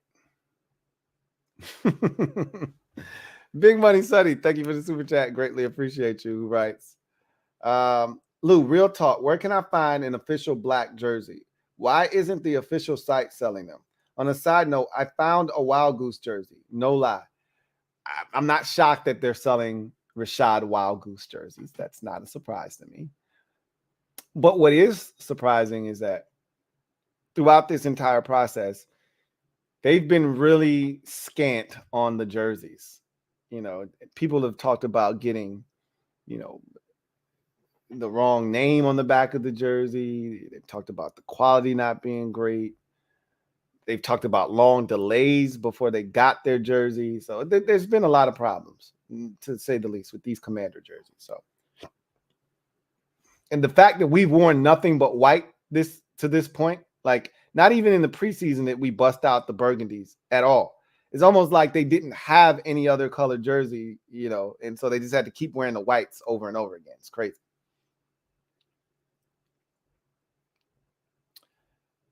Tony P56, thank you for the super chat. Greatly appreciate you, my guy. Tony P56 writes, Lou, I don't know what other teams content creators do, but we're blessed to have you as ours. Thank you and salute.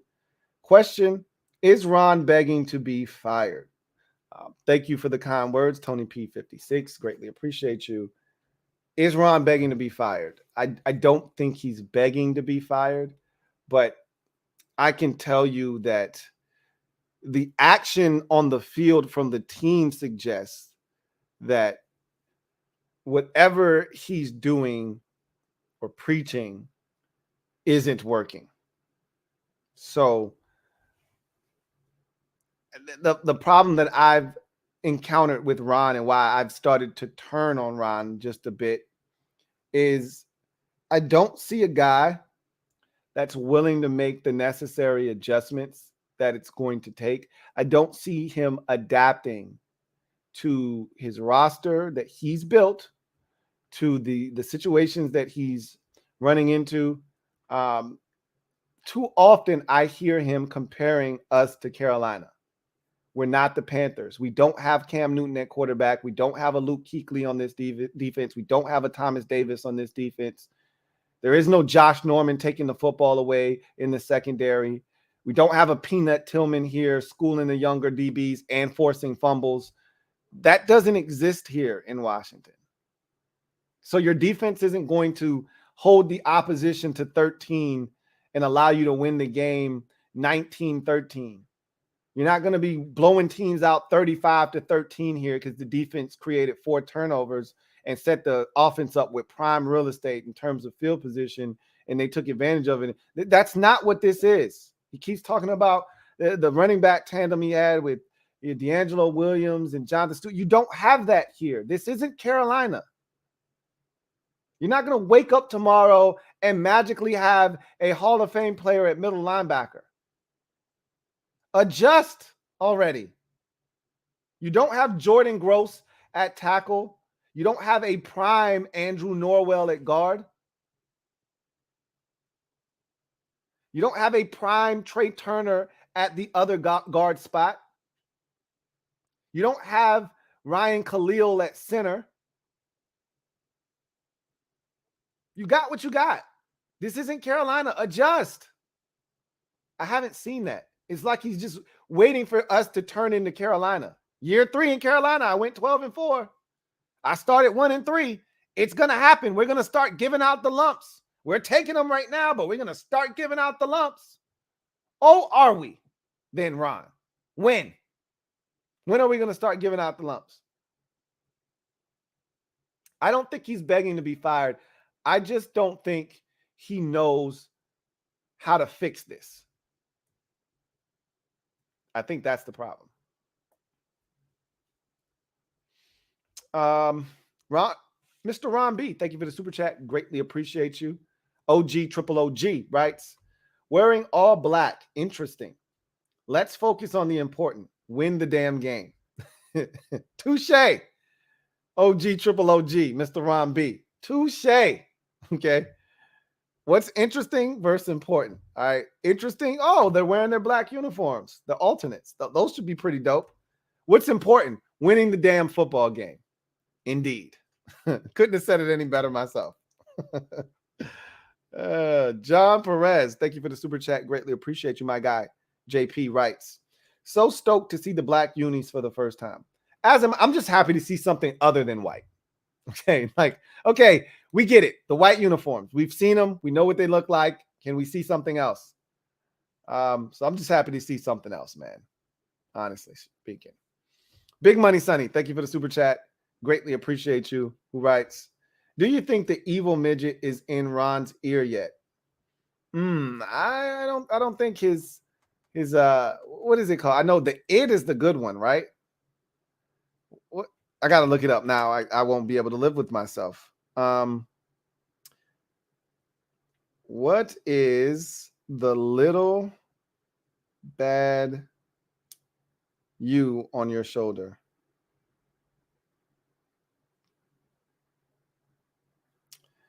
It is called, Lord have mercy. All right, let's see. All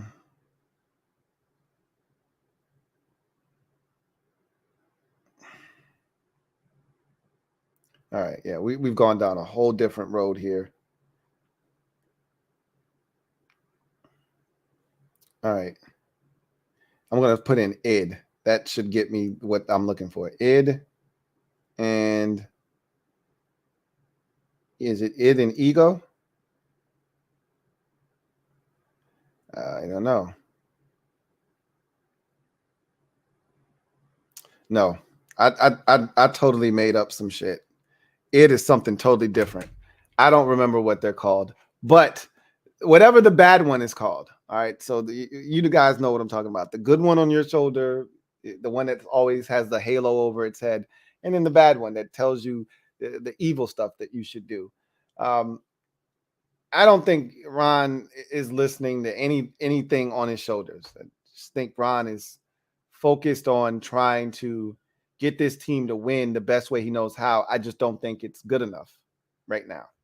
So we'll see what happens.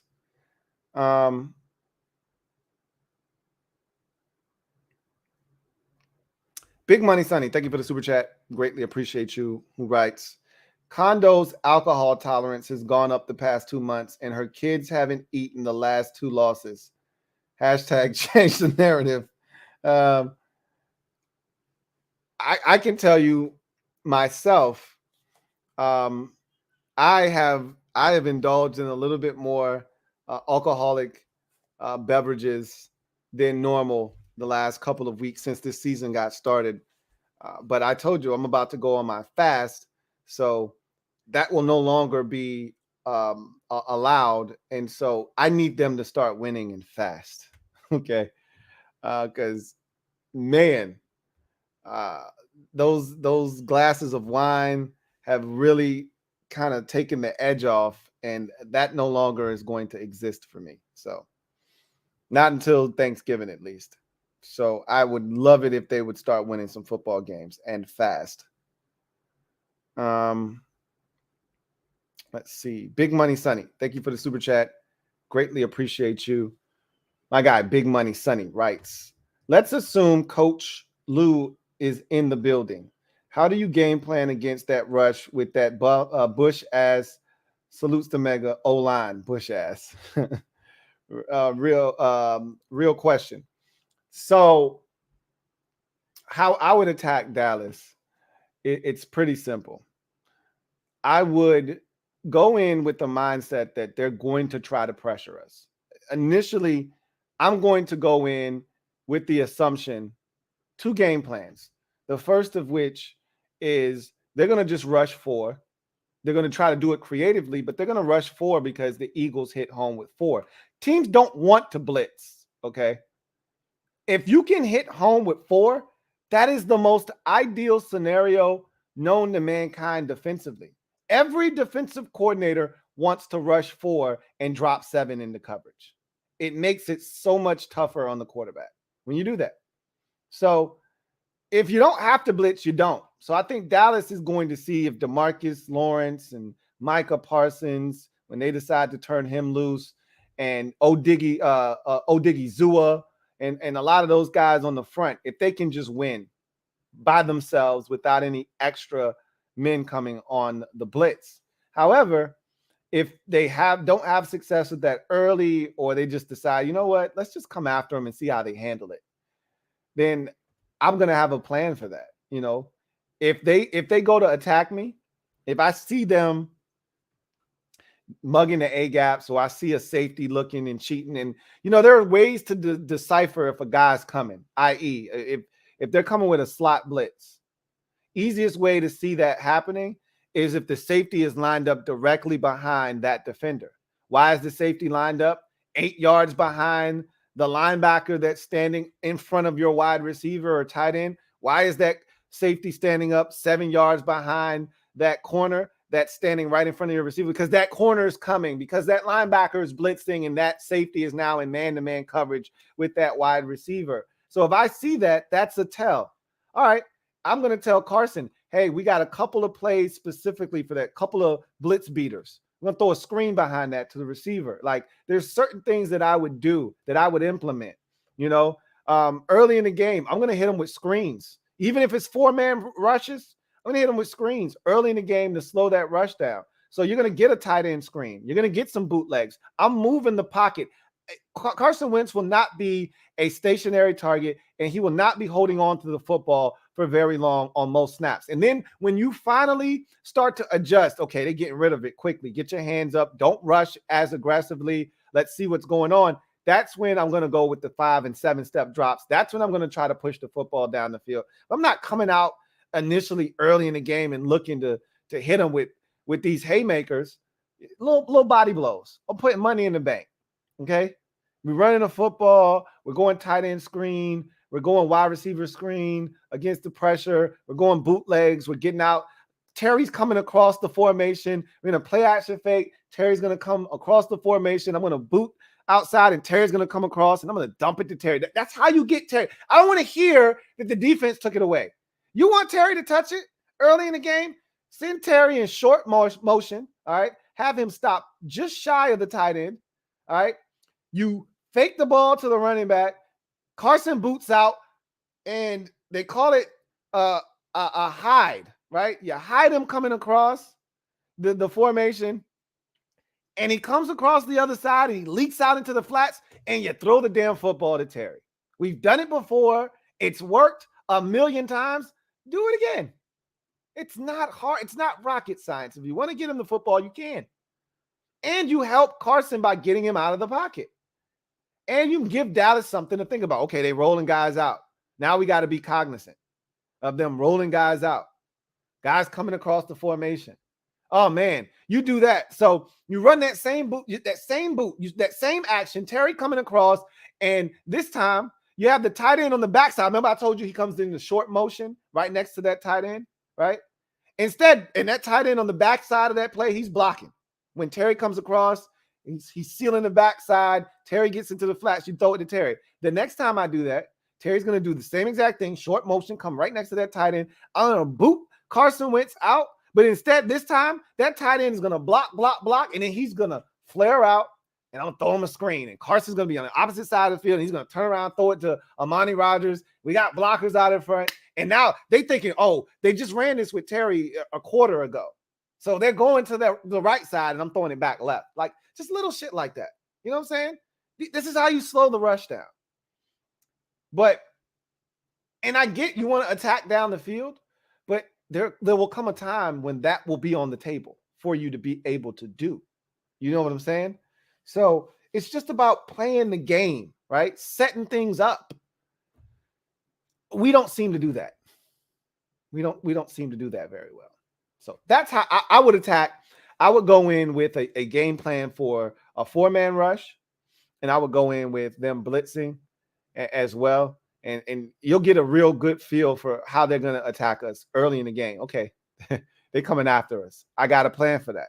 We prepare for this. I'm ready for this. All right, you guys are ready for this. You know, and even if they're not blitzing, I'm going to lessen the likelihood that they blitz by calling some of these plays that slow them down.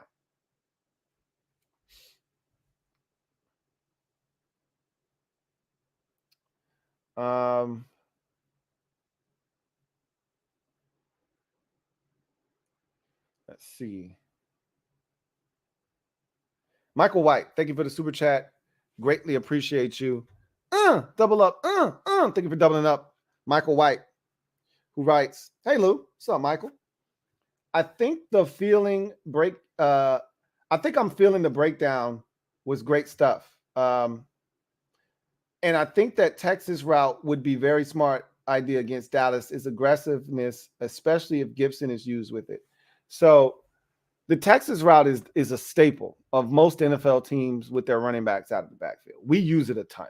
Like, we rarely use anything else with our running backs out of the backfield. I'm still waiting for our running backs to fake like they're going over the middle of the field and then just take it up the field, up the seam, right? Like, or, run a corner. Like Antonio Gibson came out of the backfield against Jacksonville and ran a corner route. When are we going to do that again? Like, everything is, he's going to run outward and then sharply cut across the face of the linebacker. Texas route, little arrow route. And Wentz is going to dump it down. JD runs the shit. Antonio runs it. And at some point, you got to give him something else, man. That's supposed to be the bait. That's supposed to be the cheese, the banana in the tailpipe. They look for that. You put it on film 18 million times. Now give them something off of that. Give them a little stutter. You veer out. And then instead of you going back over the cross their face, you just go up the field. They're going to be waiting flat-footed for you to cross their face, and then you just take it up the field. Oh, shit. Damn. Better hope the safety's there. If not, nice little gain up the seam. Yeah, we'll see what happens. Again, if they're blitzing and you get man-to-man coverage, to me, the Texas route is best against man-to-man coverage where you spread them out. To me, I would go with the Texas route when I got 4 wide receivers. It could be 3 wide receivers. Usually we don't go 4 wide receivers. We usually go 3 wide receivers, a tight end, right? 11 personnel. So you got the running back in the backfield and you got everybody spread out. Okay. And then you get that one-on-one matchup with the linebacker over the middle. Remember when Jamin Davis, I showed you this on the film. I showed you guys this on the film. When Jamin Davis one-on-one against Jacksonville's slot receiver, Christian Kirk, in week 1, They ran a whip route or a shake route, where you act like you're going out and you whip it back inside. The same shit Curtis Samuel runs 27,000 times. All right, his is a whip route when you go in and then come back out. A shake route is when you fake like you're going out, you come back inside. So he ran the shake route, and I spent literally 10 minutes on Jamin Davis having inside leverage, which means you don't let the guy get inside of you. Jamin Davis literally was playing a half a yard inside of Christian Kirk. He fell for the shake route. When he faked going outside, he whipped it back around inside, and it was man-to-man, so there was no help inside, which is why he was playing with inside leverage in the first place, and he got a big gain after it was like 2nd and 22 after intentional grounding. That's the time when you want to run an arrow route or a Texas route over the middle of the field where you spread them out. It's one-on-one with a linebacker, and you feel like your guy should be able to win that matchup. You get it to him out in space. You put it out in front of him, and you let him run. How many times have we seen Christian McCaffrey score on that, or Alvin Kamara, or one of these dynamic pass-catching backs out of the backfield catch it on a play like that and just murk? That's what you want. You don't want to throw it against zone and you got 2 linebackers sitting in the middle of the football field, which is what we were doing against Philadelphia. That's not ideal. Big Money Sonny, thank you for the super chat. Greatly appreciate you. My guy, Big Money Sonny writes, as Mega said, the Mob and Cherry Squad Discord is our gangster's paradise. Rip Coolio. Whoa. Rip Coolio? Is that a thing? What are you talking about? Rip Coolio. Wow. Damn. That's crazy. Huh. I wonder what he died of. Unbelievable. That's crazy. And he was only 59 years old? Yikes. Whew. Man, that's crazy. Life, man. It's short. It can be short. It can be fragile. I always tell y'all this. Love your loved ones, man. Love on them. All right. Don't be petty. You upset with somebody. Get over that shit. Anyway. Wow. Okay. Rest in paradise. To Coolio. Big Money Sonny. Thank you for the super chat. Greatly appreciate you. Who writes, it's National Drink Beer Day, Lou. Blame Condo. National Drink Beer Day. King Saw. Thank you for the super chat. Greatly appreciate you. Who writes, if we can't beat Dallas without Dak, what are we even doing? Throw the team in Rice. I mean, it's easy to say if this were the Dallas team from 2 years ago when we played them in 2020, when we swept them, when they didn't have Dak and they couldn't stop a nosebleed defensively, then I'd say the same thing. Like, if you can't beat Dallas without, this is a totally different outfit, man. These boys play defense. I was talking about this on the podcast today. The 3 best defenses, maybe in the league, but definitely in the NFC. I think the 3 best defenses in the league reside in the NFC as we speak right now. And that is Tampa Bay, Dallas, and Green Bay. I think those are the 3 best defenses in football right now. Definitely in the NFC, but I think those are the 3 best defenses in the league. And so when you say that, Dallas doesn't have to do as much offensively.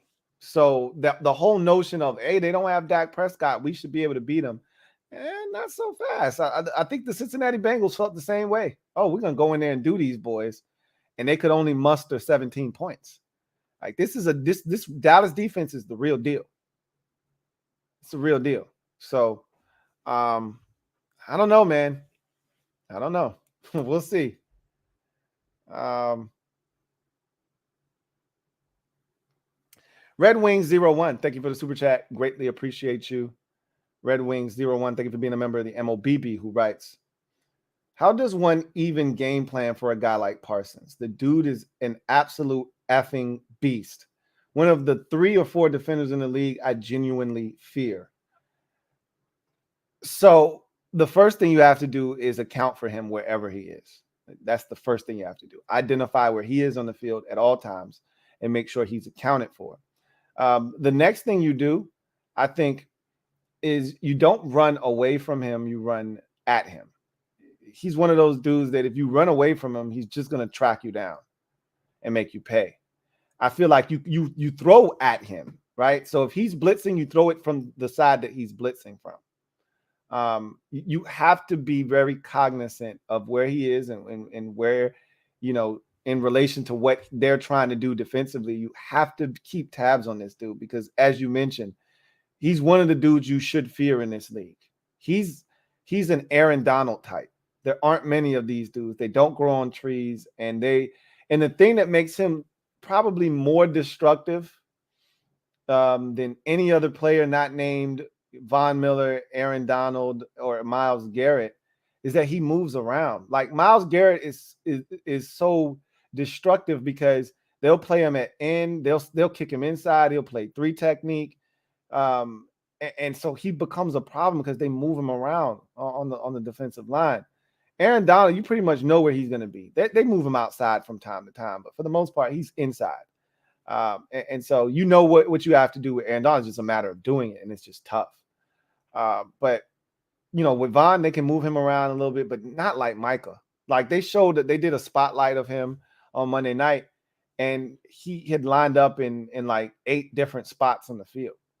It's impossible to know exactly what he's going to do, where he's going to come from. He could start on the left side of the line and loop all the way around to the right side. Like you don't know what he's going to do. You got to account for him, period. I thought they did a pretty good job, did the Giants, honestly.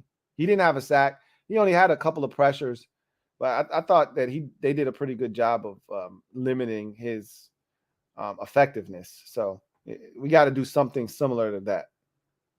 But again, in doing that, they pretty much devoted 2 guys to him all night, sometimes even 3. In doing that, then that means everybody else is going to have one-on-one matchups.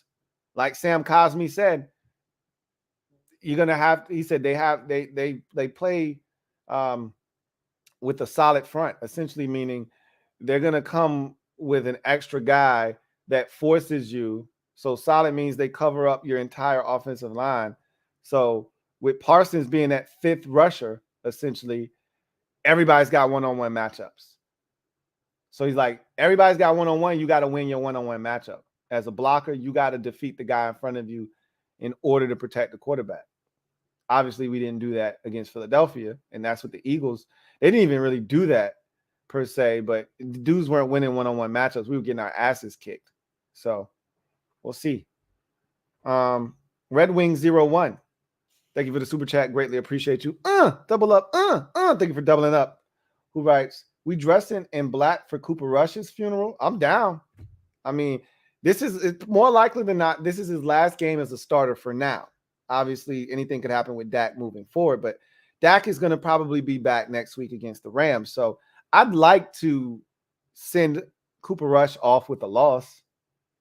I'd love nothing more than to usher him out and send him on his way with an L and make Dak want to come back even faster. Joe Rockhead J, thank you for the super chat. Greatly appreciate you. Thank you for the being a member of the MOBB, who writes, what's good, my brother? What's good with you, Joe Rockhead J? Says, frankly, I don't want to lose Ron until Dan is gone for whatever that's worth. Hey, as a wise man once told me, forever is a mighty long time.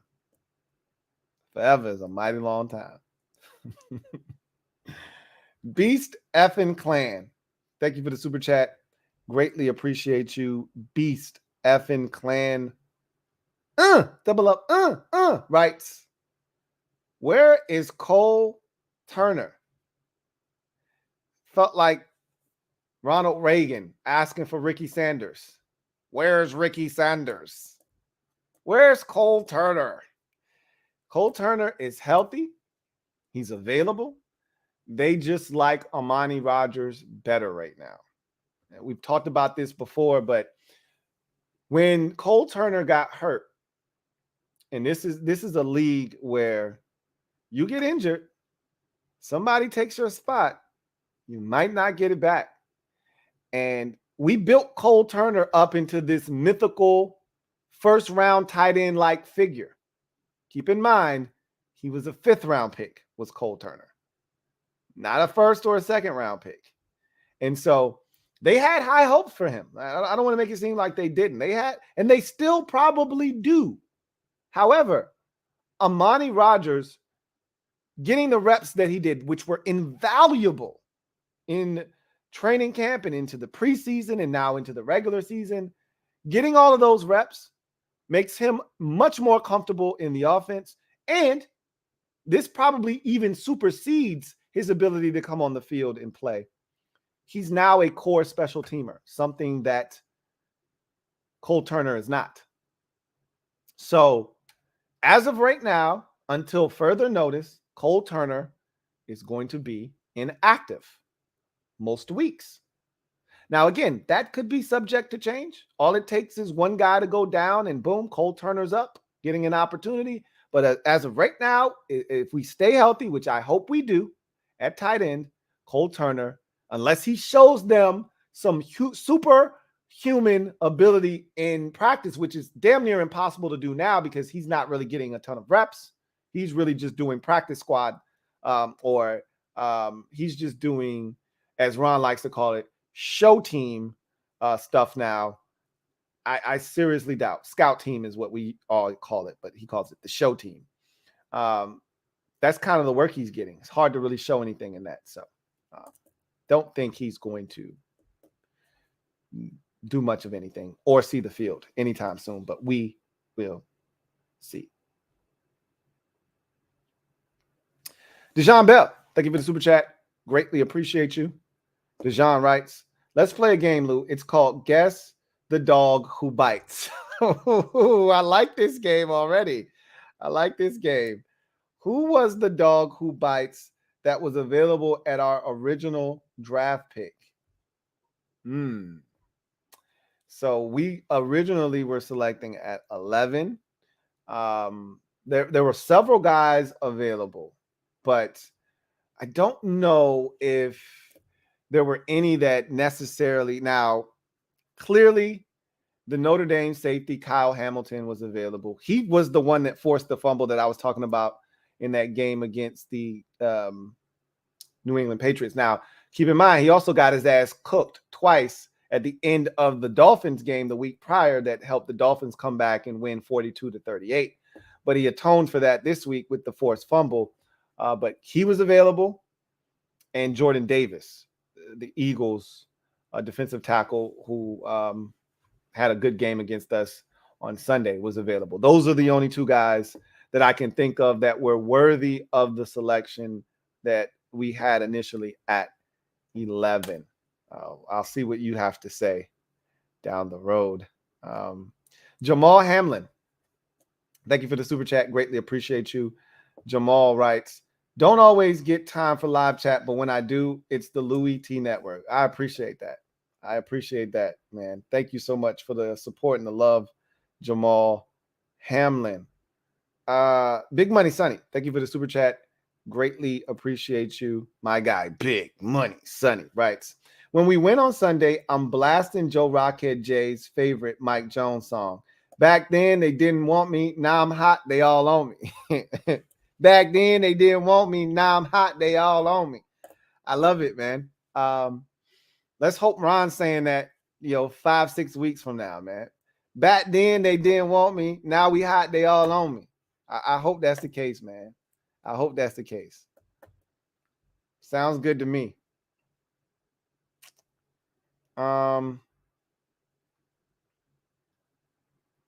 Let's see. John Livingston, thank you for the super chat. Greatly appreciate you. My guy, JL Smooth, thank you for being a member of the MOBB writes, Lou, can you hit your sources and tell them to target the F out of Terry? I need him. I'm playing my brother this week. Help me out, man. Well, I can tell you this right now, bro.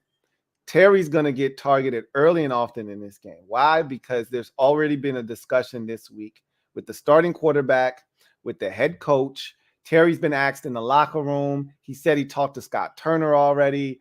I surmise that tomorrow when we hear from the coordinators, he's going to be asked, he being Scott Turner, is going to be asked about Terry and his involvement and getting him involved earlier. And Scott Turner is going to say, hey, we try to get Terry the ball and we call plays. And again, the defense dictates, where we go with the football. And it's not like we're not trying to get Terry the football. Okay.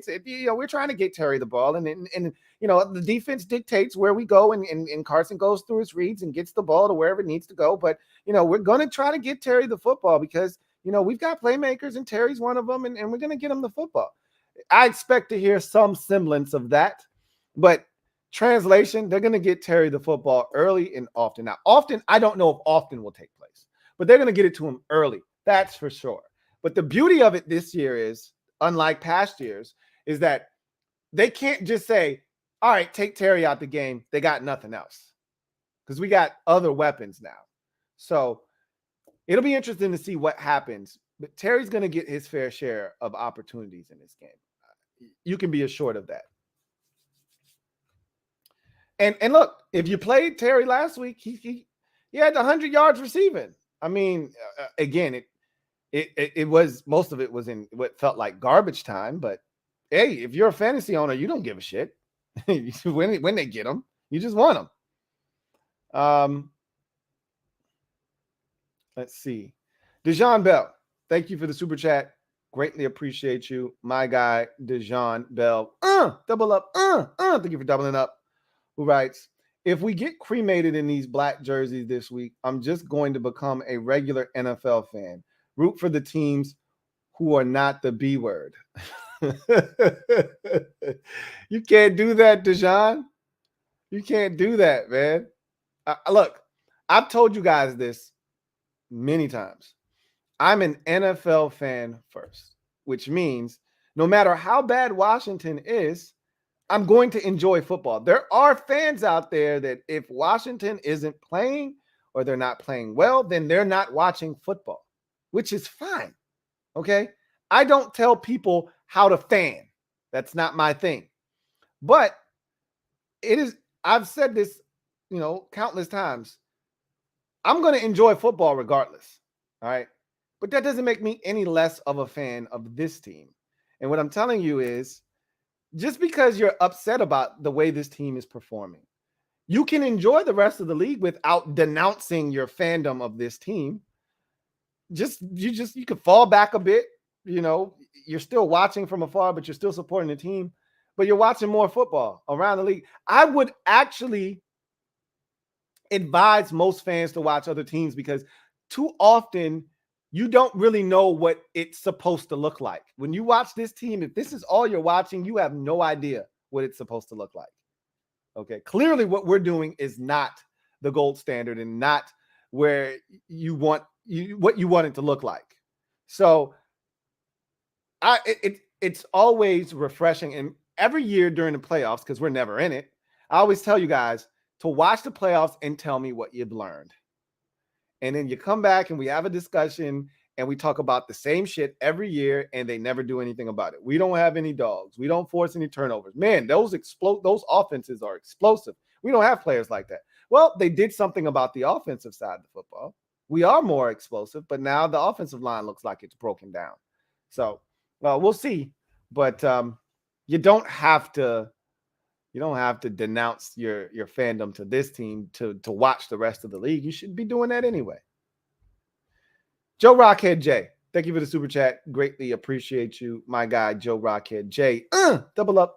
Thank you for doubling up. Writes, I put the blame on Turner for lack of adjustments. The blueprint is out on us. Every team will attack our O-line to neutralize our weapons. He's going to, it is up to him. It is his job and his job alone to put this offense in a better position to be able to attack teams that think they can attack our offensive line. Look, you're not always going to be able to win that battle. There are going to be times where our offensive line just gets dominated.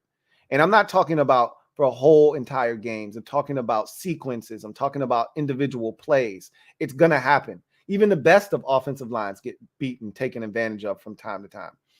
And that's definitely going to happen here because our line is far from great. But as an offensive coordinator, there are going to be opportunities. There are going to be pockets in the game. There are going to be opportunities on single plays where you see the blitz coming. You see they're coming. Oh, my God. Carson gives you a hard count, and they show their hand. The safety's coming. You got a corner coming here, and the backer's coming. Now, they may drop out a defensive end and a defensive tackle to replace some of these guys that are coming, but they're coming. Audible to a screen. Audible to a draw. Take advantage of their aggressiveness and use it against them. I don't know if we have that ability. I don't know if that's something that they're looking to do, but these are things that I see the better teams in the league do. I dare you to come after Aaron Rodgers and he see it. He hard counts you and he sees the blitz. Oh, okay. I'm throwing this quick screen out here to my wide receiver, getting a couple of blockers out in front. And if you come with 6, this could be a house call.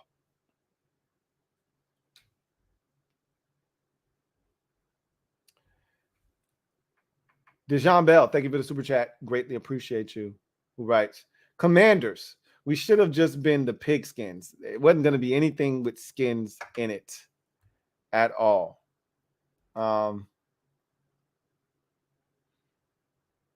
Let's see.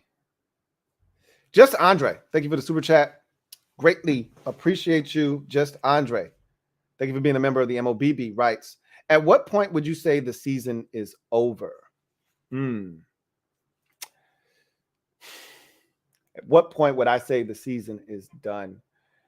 I think we would have to get to a point in the season where, and obviously circumstances dictate how we feel about where we sit. Like 2 years ago when we won the division at 7, the only reason the season wasn't over at 1-5, the only reason the season wasn't over at 2-7 was because the division was terrible, right?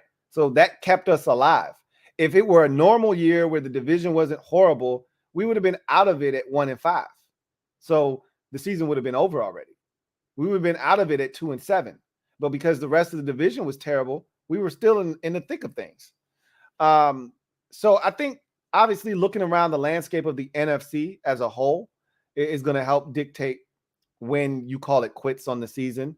The division is another thing. I think we can, I can make a safe assumption. I've already said this before the season started. This division is going to eat well this year because we play a soft schedule. And I said it's the teams in the division that do the best job of taking advantage of the schedule that are going to ultimately find themselves at 11 or 12 or 13 wins. The Eagles are taking advantage of the schedule. They got another opportunity, and we'll see. Jacksonville, I think, is a much better football team. I said this last week. Some of you said, nah, I don't think Jacksonville and Detroit are better.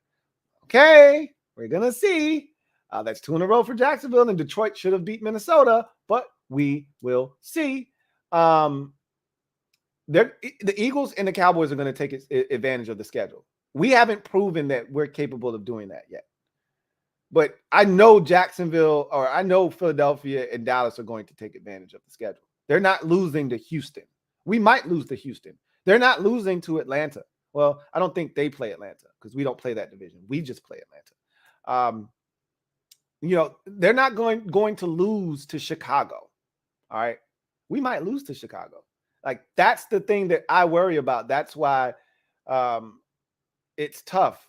I don't know how the rest of the conference or even the division is going to shake out, but let's just assume that the conference ends up being a little bit better than what I thought, because I felt like it was wide open, and it is wide open. The entire league that's what makes us not being good right now, but it doesn't mean we won't be good eventually this season. But it makes us not being good right now suck because this thing is wide open. Anybody, the Eagles could win the Super Bowl this year. The Cowboys could win the Super Bowl this year. Hell, the Giants aren't, but the Giants could win. This thing is wide open.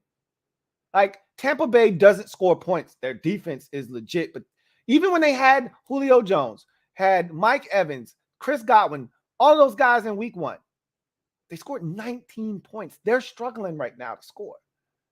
But they can stop you from scoring. Green Bay, struggling to score. But they can stop you from scoring. Dallas struggling to score, but they can stop you from scoring. These are some of the best teams that this conference has to offer. Obviously, Philadelphia is in that mix as well. There aren't many, like the Rams don't look scary this year. The Cardinals are still trying to find themselves. The 49ers aren't the 49ers this year. This thing is wide open, man. AFC, you thought that, oh man, this conference is going to be brutal. I still think that's going to be the case. But the Chargers look like they're falling on hard times over there. The Chiefs don't look like the Chiefs right now. And again, subject to change.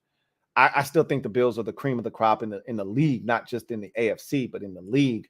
But we talked about all those quarterbacks. Russell Wilson and the Broncos, absolutely hot as garbage right now.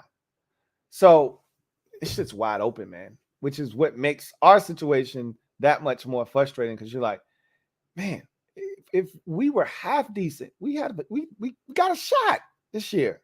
Why not?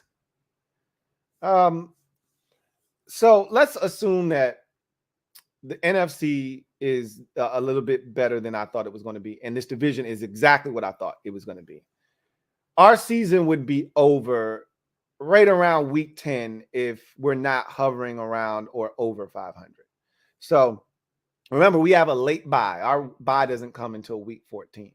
So let's say after the Eagles game, you look up and this team is 3-7. Yeah, the season's done. Season's done. You have to be, after that Eagles game, no worse than 4-6. And that would mean that we haven't used up our Ron Rivera 4-game winning streak, get out of jail free card. We haven't used that yet. At 4-6, you've just got a chance.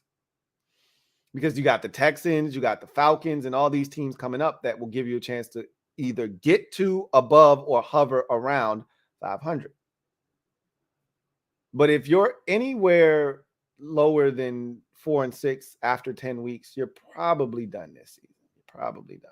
Because again, even if you're 3-7 and you go on one of those patented Ron Rivera 4-game winning streaks, because the Texans are the game after the Eagles, and that starts a win streak, guess what? 4 games in a row still puts you at 7-7, right where we are every year.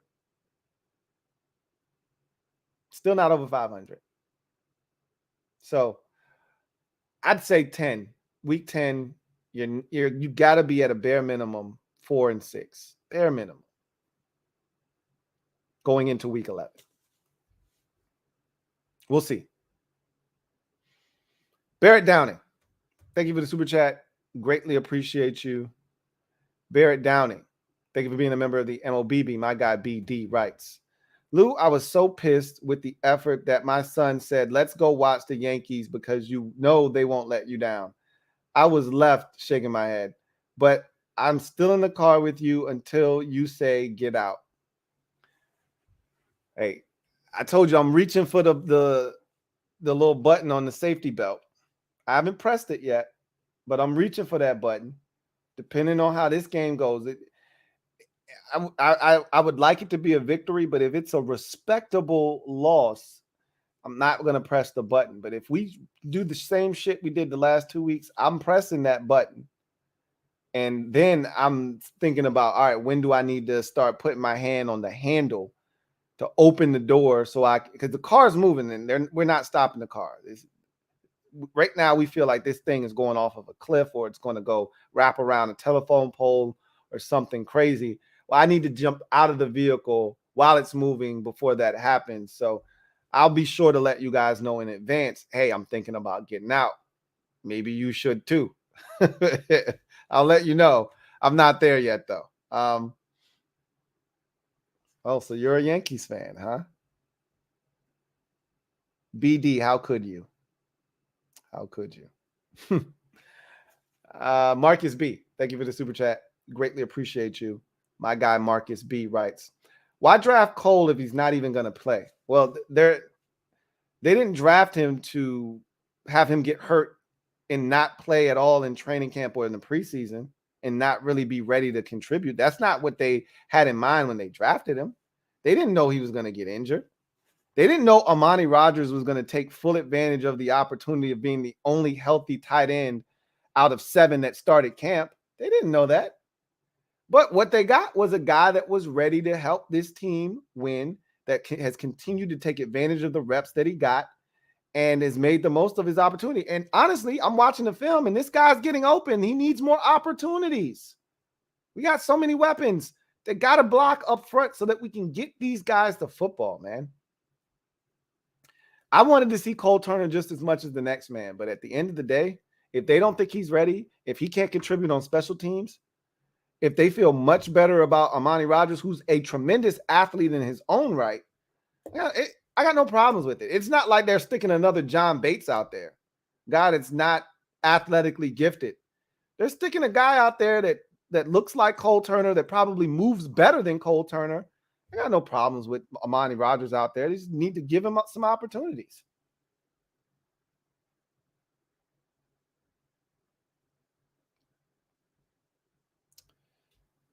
Take Command for Life. Thank you for the super chat. Greatly appreciate you. Take Command for Life writes, this is another chance to change the narrative. Still, I have to often remind myself that we're only 1-2 because it feels like we're like 1-5 right now. That's how bad these last 2 losses. It feels like each of them have counted for 2. They felt so bad in the moment, especially last week. You know, the Lions game in the first half was as embarrassed as I've been as a fan for a half of football, but they quelled some of that and I knew they were going to come out and fight. I thought, I told the mob, we're not fighting in this game. I can tell you that right now. Carson Wentz is shell-shocked. This team is demoralized, and we're not going to fight in the second half. And we didn't. And I could see that coming a mile away. I've watched these teams since Ron has gotten here, and you can see when they're going to fight. I knew they were going to fight against Detroit. I knew they weren't going to come back against Philadelphia and make it a game. I said, this game will never get within 1 score like it did against Detroit. Never.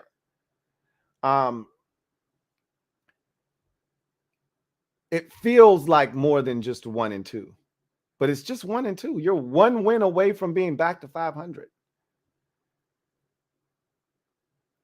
I don't know if this is necessarily a change the narrative game, unless you look at it from an offensive line standpoint where you say, hey, the offensive line has a chance to change the narrative. Everybody thinks they stink and they can't protect. But I don't know. Like, I'm just wishy-washy on this game.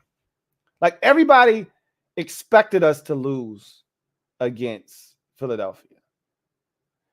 I think because there's no Dak Prescott, like there's no guarantee that the Cowboys are going to show up and show out. But we know this defense is legit. So, look, any win is an opportunity to gain respect. And gaining respect is 1 step closer to changing the narrative. So I guess by that definition, absolutely, this is an opportunity to change the narrative for sure.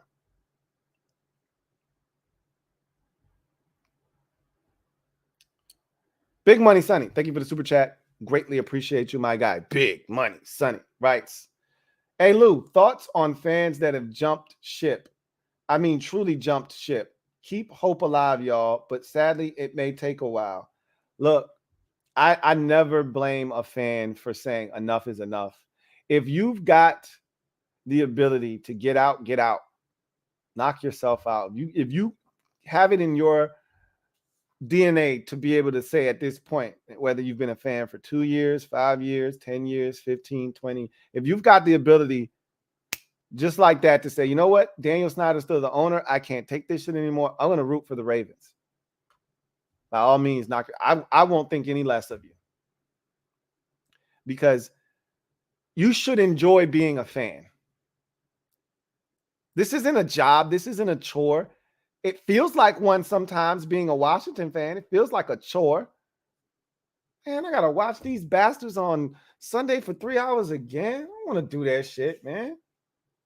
You get to the end of some of these garbage-ass seasons, it becomes a damn chore for people like me. It's not fun wrapping up the 2019 season. The only thing that made that even watchable was Dwayne Haskins getting snaps at the end of that season. And I was praying that he didn't play too well, that we won games that would move us in the draft position, race and sweepstakes. But being a fan should be fun.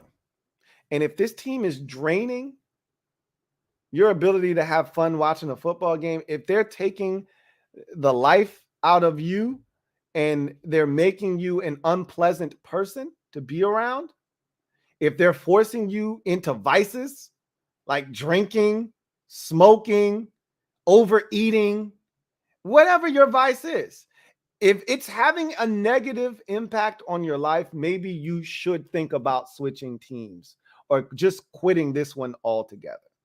I would never ask anyone to do something that is promoting negativity in their life.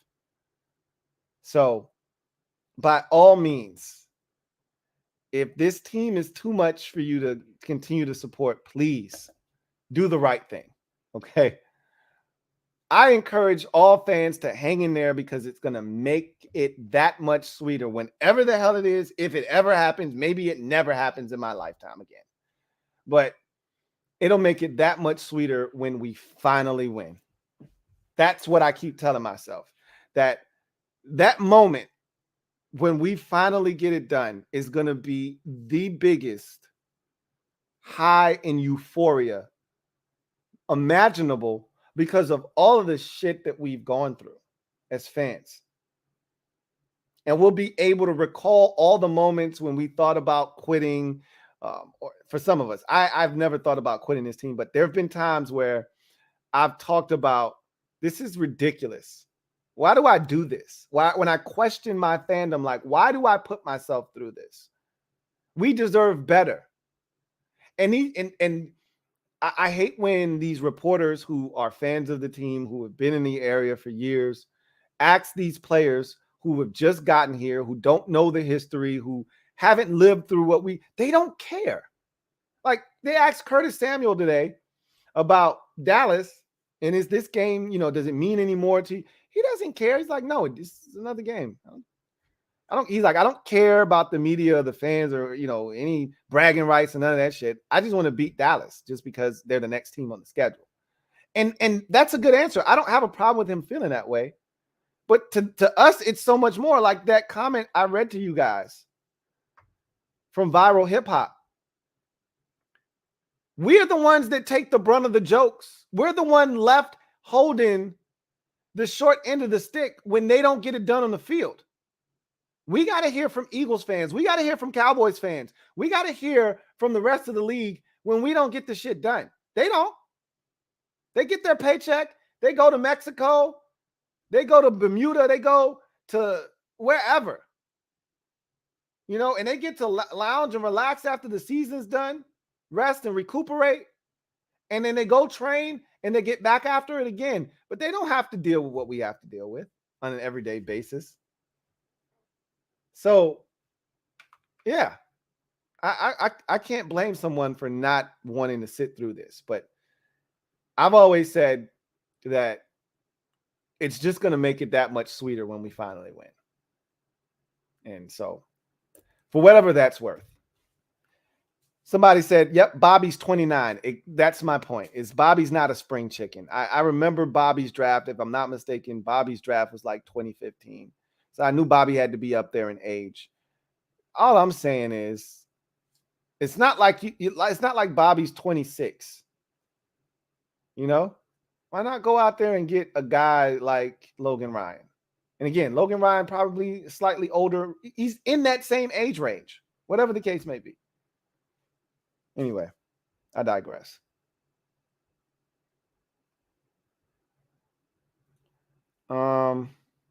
Big Money Sonny, thank you for the super chat. Greatly appreciate you, my guy. Big Money Sonny writes, LOL, foie gras is duck or goose liver. I would have never guessed. I had no clue what it was. Had it in Paris and I thought it was terrible. It's expensive and certain people love it. First of all, I don't even like regular liver. So why would I want to go eat a goose's or duck's liver? I don't, the liver my mom and dad used to make me eat as a kid. First of all, does anything smell better but taste worse than liver? It smells so good when it's being cooked. You're like, damn, what is that? That shit smells excellent. And then you hear it's liver and you're like, oh, I'm good. Liver is disgusting. But again, to each its own. I don't like dry wine, but to wine connoisseurs, dry wine is a sign of a eclectic palate, a veteran palate. Okay, fine.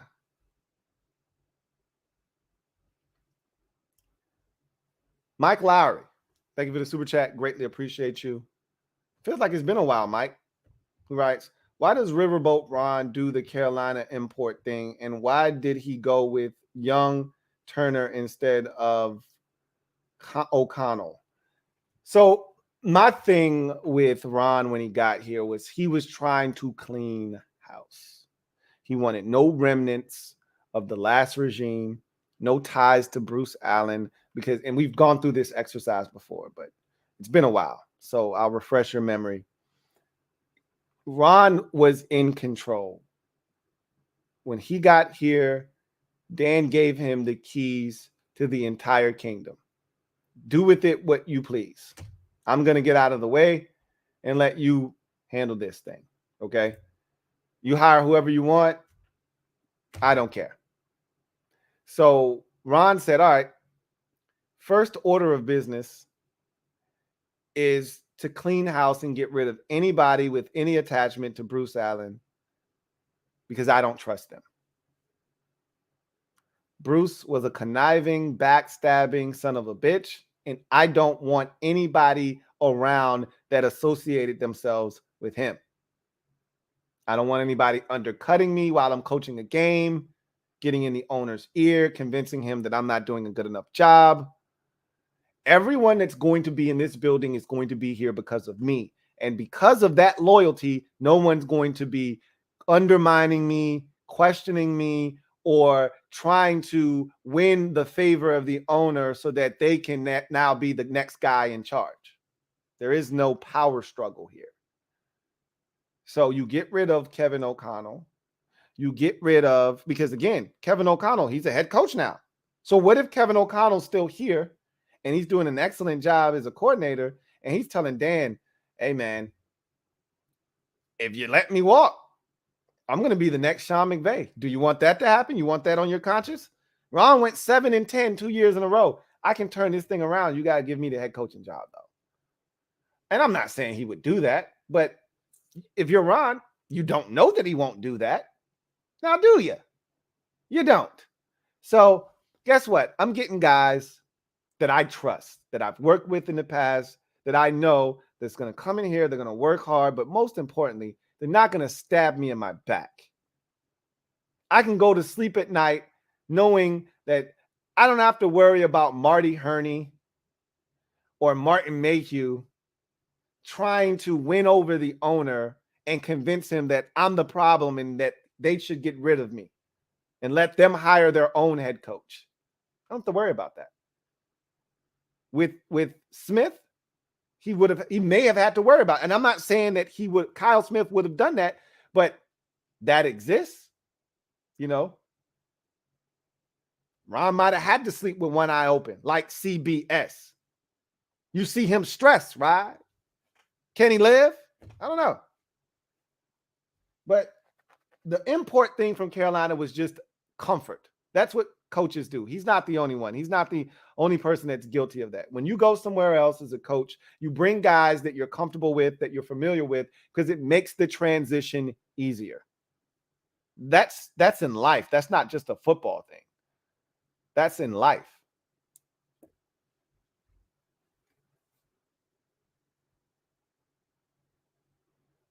Joe Rockhead J, thank you for the super chat.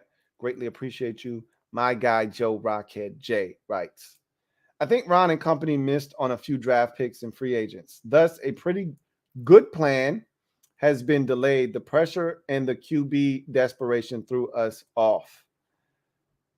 Every staff misses on players in free agency and in the draft. That's not uncommon. As a matter of fact, the outliers are the ones that hit in free agency and the draft consistently. Most teams hit at about a 30, maybe 35, no more than a 40% clip in the draft. Meaning if you draft 10 guys in the NFL draft, you're lucky if 4 of them are good. You're hoping that 3 of them are really good. That's usually the hit rate. So you're going to miss on guys. It's just inevitable. Same in free agency. Not every guy is going to turn out to be a stud. That said, I agree with you on the quarterback thing. They were hoping that they would get lucky. Maybe one of these veterans. Well, first, I think he knew Dwayne wasn't it, but he did that as a favor to Dan. I think he knew Dwayne wasn't the guy. But he's like, okay, I'll give him a chance. What the hell? Got nothing to lose. But I think they were thinking, okay, we'll get a quarterback in the draft. You know, we'll find a quarterback in free agency. And then a lot of these guys came available. Matthew Stafford. I said this so many times. Ron's plan went off the tracks when he won the division and made the playoffs in year 1. It was a gift and a curse. I wanted the playoffs. I don't regret it. Ron doesn't regret it. But there is this thought, and I said this in the moment as we were trying to make the playoffs. I said, this will be the worst thing that happens to Ron if we make the playoffs, because there will be unwarranted expectations that come from fans that don't understand the process. And then the media started jumping in. We got Ryan Fitzpatrick, and all of a sudden, we're the second best team in the NFC, and we're challenging the Rams. What are you talking about? What are you talking about? This is year 2 of Ron Rivera's tenure in Washington. He's still trying to change this roster over. We still suck from a roster standpoint and talent standpoint. What are you talking about? That defense, fool's gold. We didn't know how bad it was, but I knew that it wasn't going to be a top 10 defense with the schedule we were playing. I didn't expect it to be one of the worst defenses in the league. I'm not going to sit here and act like I forecast that, because I didn't. But what I did think was they were going to take a step back because we were playing some top-notch quarterbacks. At the end of the day, winning the division in year 1 brought unrealistic expectations, and it forced Ron to speed up the timeline. He started looking for a quarterback that very next year. I'm not saying that he wouldn't have done the exact same thing had we gone 7-9 in obscurity and done the 7-9 thing that teams usually do, which is not make the playoffs, plan for the next year. Maybe he would have done that anyway. Maybe he would have taken a shot at Matthew Stafford regardless. But winning the division, I think it expedited his thought process. They went out, they got Curtis Samuel. They went out and got William Jackson III. They went out and went after, Matthew Stafford. They went aggressively to try to speed this thing up. Don't know if he would have done that if we didn't win the division. So, it is what it is.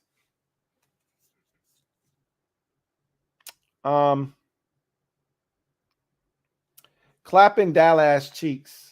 Thank you for the super chat. Greatly appreciate you. Thank you for being a member of the MOBB who writes, I'm so sure we're going to beat Dallas. I'm willing to put my highest grossing on the line.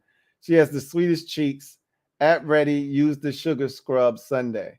I can't with y'all. I can't. And you haven't learned your lesson yet. You still out here guaranteeing stuff. Y'all are crazy. Bloodshot Sports. Thank you for the super chat. Greatly appreciate you. Bloodshot Sports writes, must win? Sunday, not must win. So I think that term has gotten it's been overly used to the point where it's lost its true meaning. A must win is exactly that. You lose and there's no coming back from that. If you're 1-3, you're not dead.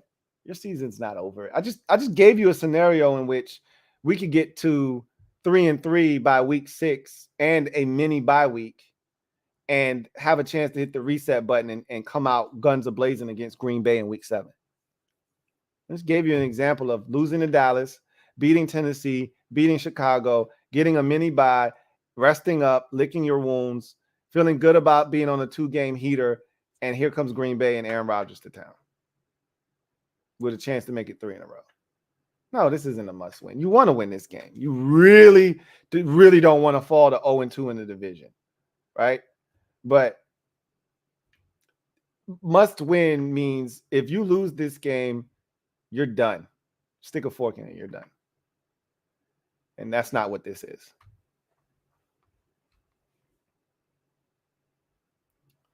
Let's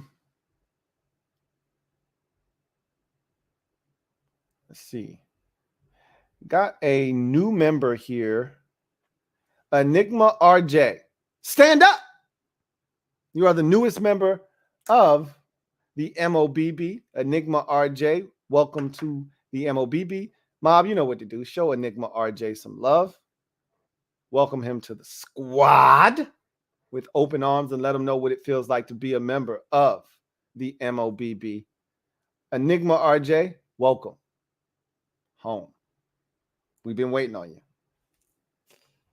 All right. Let's see. Will Diggs, thank you for the super chat. Greatly appreciate you. Thank you for being a member of the MOBB. My guy, Will Diggs, writes, you talked about the issues we have at the guard position on the post-game show last Sunday. In your opinion, what is the best way to fix it with what we have on the roster? I think I've given this scenario that I would have played around with. Again, this hinges upon health, and we're not currently healthy. So we couldn't even do it if I wanted us to right now because Wes Schweitzer is dealing with a concussion. But ideally, I would either take Nick Martin, who looks like he's going to get the starts by all accounts this week because of Wes Schweitzer's current situation. I would take Nick Martin, put him at center. I would prefer Tyler Larson if he comes back healthy. But again, who knows where he is in his rehab. All right. I haven't heard a single peep out of him. No one's asking or checking for Tyler Larson because he's on the PUP list. But again, all of that changes after this week because all of those PUP list players are now candidates to come off of PUP list. Now, again, just because you're a candidate to come off doesn't mean you have to. Just means you can't. So don't know what the status of Tyler Larson is. Don't know what the status of Chase Young is or any of those guys that started the season on the PUP list. That said, if Larson is ready to go, I'd put him at center. If he's not, Nick Martin at center. And then Wes Schweitzer, I would move him to right guard. I would leave Andrew Norwell where he is for now. If he's not getting it done, let me see what Sadiq Charles looks like at left guard. That's what I would do. Worst case scenario, I'm talking about, oh my God, this guard position is absolutely killing us. You don't want to do this because you drafted Sam Cosmi to be a tackle, not a guard. However, if you're putting your best 5 on the field, I remember this argument once upon a time when we had Ty Nsekhe and Trent Williams. And if you were technically putting your best 5 on the field, you move Trent Williams to guard, Ty Nsekhe to tackle, and Morgan Moses was at the other tackle position. Brandon Sheriff was at one guard position, and Chase Roulier was at center. And that gave you your best 5 offensive linemen. We did that against the Giants to finish out a game when we had some injuries. If you recall, Trent Williams went to guard. We ran the football down the stretch. They couldn't stop us, and we won the football game. That's essentially what I would be doing with Sam Cosmi is I would take him, move him to guard, and insert Cornelius Lucas. But that's like the absolute worst case scenario. Like there's nothing else we can do. But we got to do something. I would just take Nick Martin, which they're going to do this week, see what he can do. Again, keep in mind, Nick Martin was on the streets for a reason. So Don't blow this guy up and make him something that he's not in your mind. He's Nick Martin, okay? Not Ricky Martin, not Zach Martin, Nick Martin, okay? That said, I'd give him a chance at center. I'd move Wes Schweitzer in Trey Turner's place, and I'd leave Andrew Norwell at left guard for now. But I wouldn't I wouldn't hesitate to get Norwell out of there either.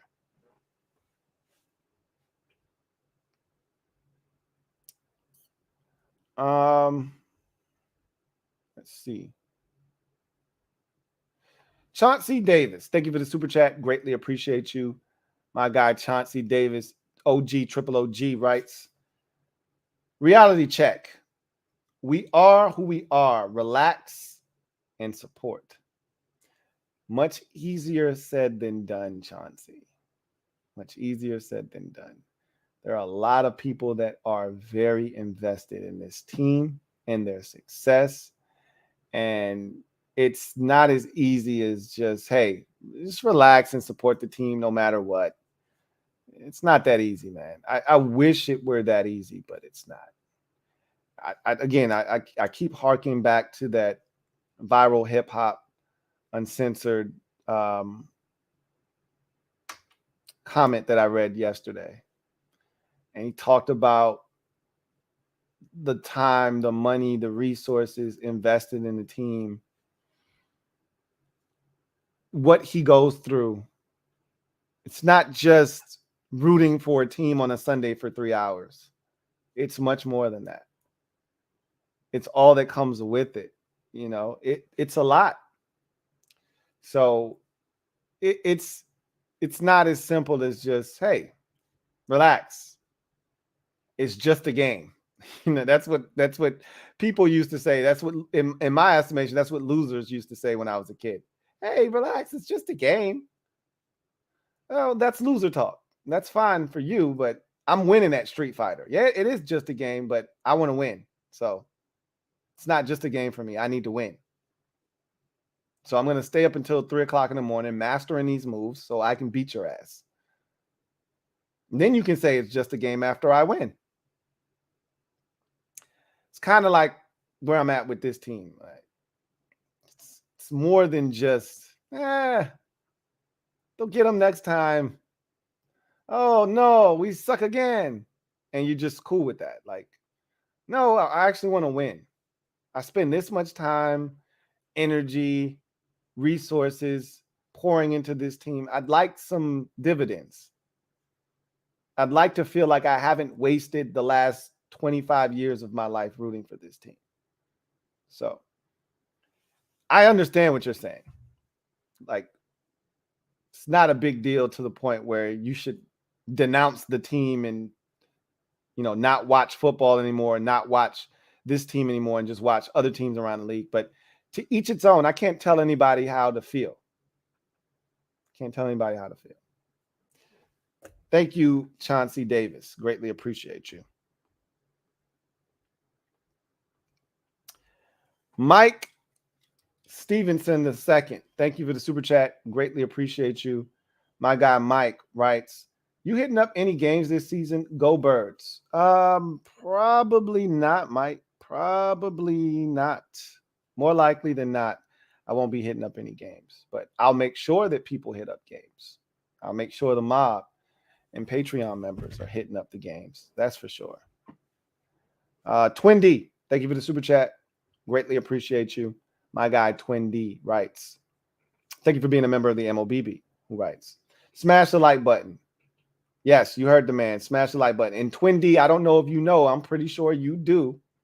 You won the football pool. I'm moving the money around. Most of the people pay with PayPal. So I have to send the money over to my bank to then get it to CashApp to send it to you. But just know your money's coming. You should have it more likely than not tomorrow. So congratulations.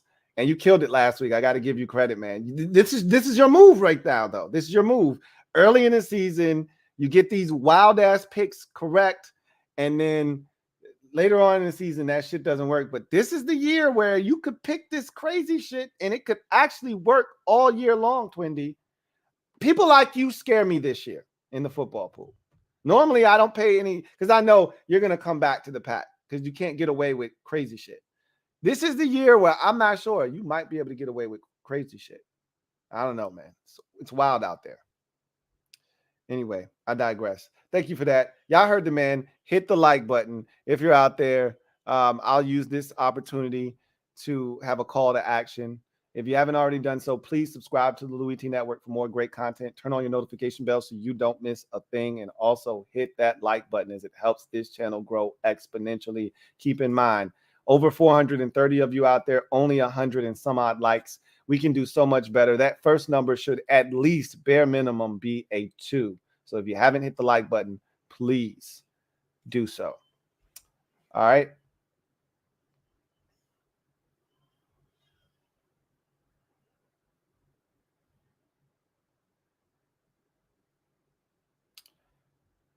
Joe Rockhead J, thank you for the super chat.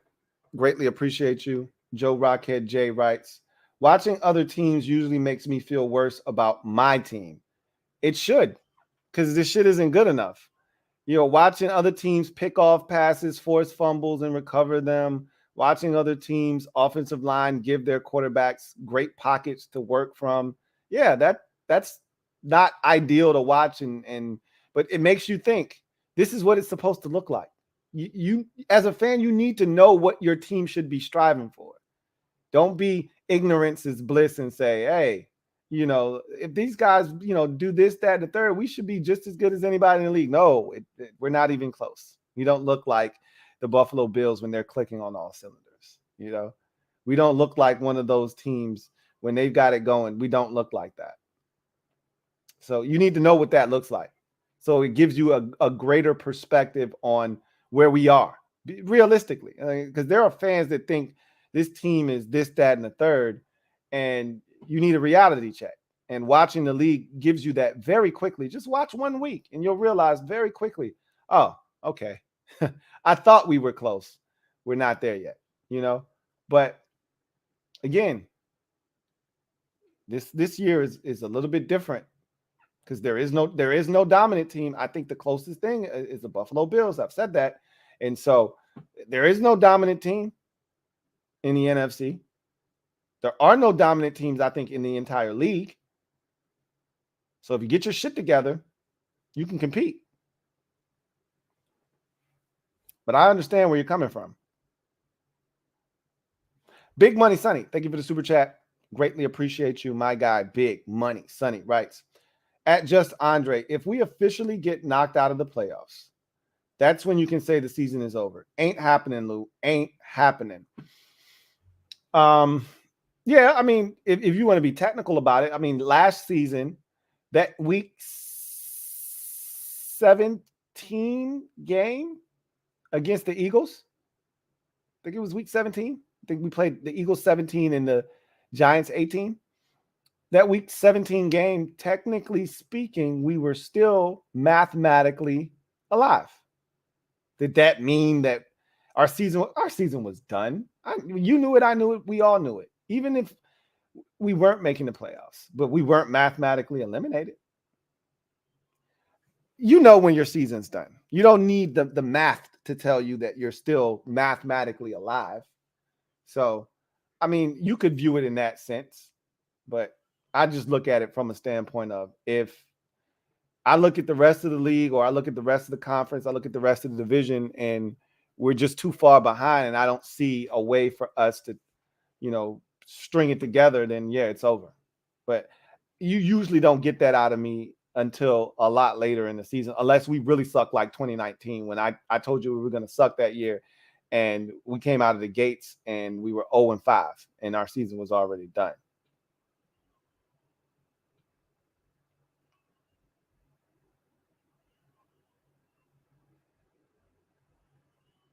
Big Money Sonny, thank you for the super chat. Greatly appreciate you.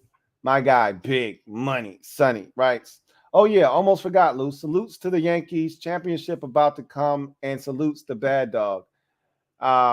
Salutes to Aaron Judge for hitting 61 finally tonight. And now he's on the quest for 62 to break the record.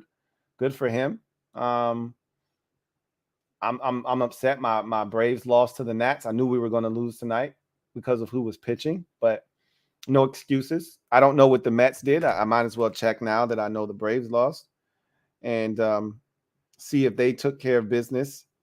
We finally tied them, and every time we tie them, we blow it. Yep, and they beat the Marlins tonight in 10. We lost in 10, they won in 10. So now they're back ahead of us by a game, and so we need to sweep them essentially in this series this weekend. Not ideal, but anyway, I digress. Dream Team Buddha Film Production. Thank you for the super chat. Greatly appreciate you. Thank you for being a member of the MOBB, who writes, take on Chase Young. I want to see him sit until fully healthy. They're not gonna turn him loose until he's fully healthy. Again, fully healthy is there's medically nothing wrong with him. The knee is structurally intact. He can go out and do everything that he could do before the injury now, but you have to understand it's not about the physical knee when he comes back. By the time he hits the field, he'll be fully healthy. It's mental. That's when they tell you a lot of times it's probably 70% mental and 30% physical when a guy comes back and they say, hey, that guy's not going to be right. He's just coming off of surgery for another year. You're not going to see him. Yeah, it's some of it is, getting that the endurance back in that knee ligament, whatever the case may be. It hasn't been going through that, rigorous chore of getting hit and all of that good stuff. And so you getting the full strength and you having all of that stuff. Yeah, that exists, but it's really about you just being confident that you can do the things that you once could do. You going out there and there's a pile right by your leg and you not worried about, man, are they going to roll up on me? Like if you've never been hurt, you're not thinking about that stuff. You're just out playing. You get hurt, and now all of a sudden you see a little scrum and you worried about getting your leg out of there. Like, to hell with this shit. I don't want them rolling up on me again, And that might not be the way you got hurt the first time, but you're thinking about it. So that all of that stuff takes a little while. But once you go out there, you cut on it, you do all of the little things that you used to be able to do, and you see, hey, it's fine. Then you start to see guys play at a high level, but it's going to take a while, with Chase. So we'll see what happens. Joe Rockhead J, thank you for the super chat. Greatly appreciate you, my guy. Joe Rockhead J writes, it feels like 1-5 because it looks like deja vu. We know how the slow starts story ends. The offseason more fun than the season. Yeah, I think that's spot on. I think that is exactly why the 1-2 feels like 1-5, because that's where we think we're heading. That's where it always ends up heading. The last time we won the first game of the season, which coincidentally was Ron's first year here, we then proceeded to lose the next 5 games. Now, as I'm thinking about that season, I think game 3 was Cleveland. Game 2 was Arizona, and we were down 20-0 at halftime of that game. I don't think we were down like that. We actually were ahead after 3 against the Browns, and then we imploded in the fourth quarter of that ball game. But yeah, I think you're spot on, man. Absolutely. Big Money Sonny, thank you for the super chat. Greatly appreciate you, my guy. Big Money Sonny writes, I feel like I'm in an abusive relationship that I can't get out, but I don't get it twisted. It's the only abusive relationship I'll ever stay with.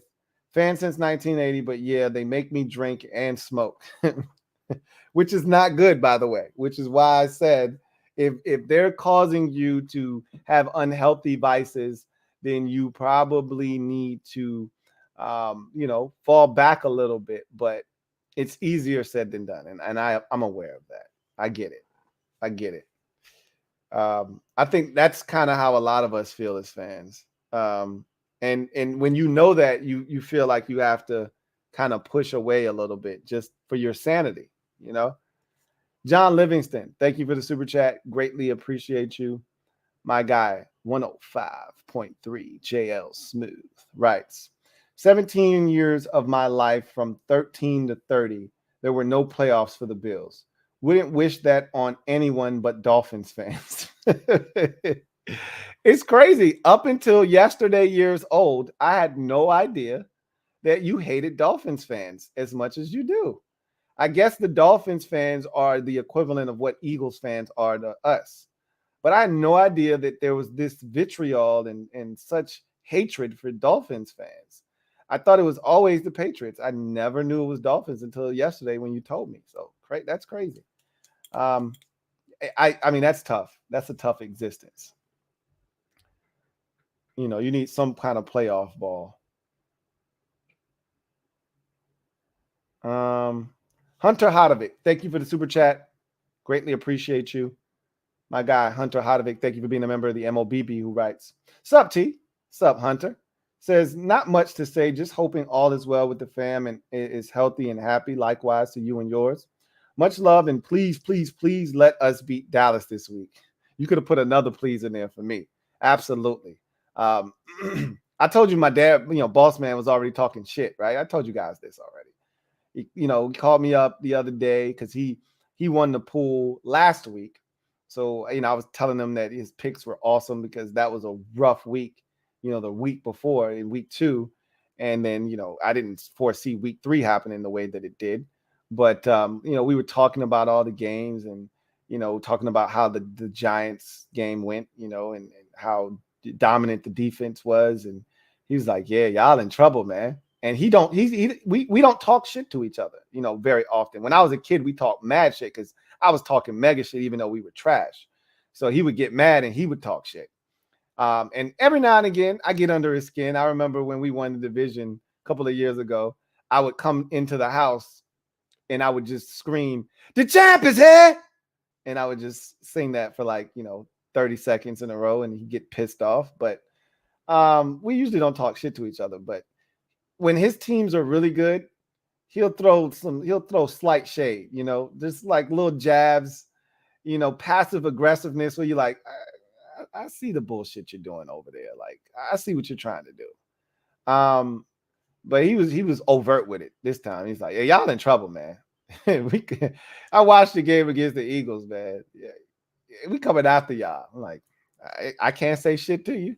We just got our quarterback just got sacked 9 times. The guy hit 17 times. You just pressured Daniel Jones 24 times. And if he couldn't run, if he didn't have wheels, you would have sacked him probably 12 times and hit him another 5 or 6 times than you did. So what am I going to say to him? There was nothing to say. So I'm right there with you, man. I want to beat Dallas. Bad.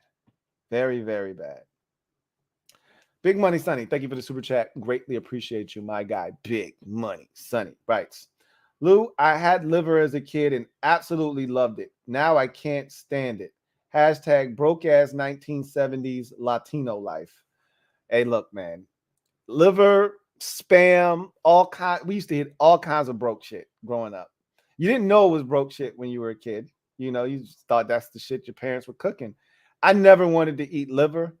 But my mom would always hit me with that classic infamous line. Hey, you don't eat this, you ain't eating nothing.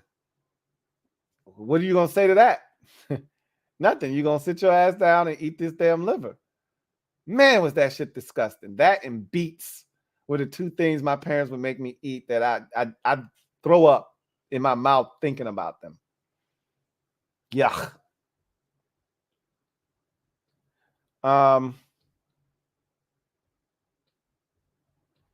What about Vienna sausages? Oh my God. Broke man's paradise. You couldn't even pay me to eat those now. Yuck. Crushed them janks back in the day, right out of the can. Smack City 26. Thank you for the super chat. Greatly appreciate you. Thank you for being a member of the MOBB who writes, looking at this roster, Ron never had a plan. I disagree with that, but I understand where you're coming from, but I disagree with that. I thought he had a plan, and shit just went the way it went. I think they thought William Jackson III was going to be an upgrade over Ronald Darby. They were wrong. They were wrong. And I'm pretty sure if you sat them down and gave them truth serum, they would tell you we'd much rather have Ronald Darby back. He fit our scheme better. And frankly, we just think he's a better player overall. Like William Jackson III has been a disappointment. And I'm watching Ronald Darby and I'm thinking all he wanted was $10 million a year. He signed a 3-year, $30 million deal. All he wanted was $10 million. And again, he got hurt last year. So, you could look at it and say, well, Ronald Darby, that was the story of his career before he got here, was he was never healthy. And then he was healthy in a contract year, and he parlayed that into a 3-year, $30 million deal. And we didn't want to be the team to give him the deal because that's not who Ronald Darby is. He's always hurt. But I'm watching him play for the Denver Broncos right now, and I'm thinking, damn, that's the same Ronald I remember back in 2020 that was breaking up passes left and right, tackling anything that came to his side, and just generally holding the shit down. Man, I miss him. They decided to go in a different direction. They went and got Curtis Samuel. He's starting to play well. I think they had a plan. It just all of it didn't work out the way that they intended it to, clearly.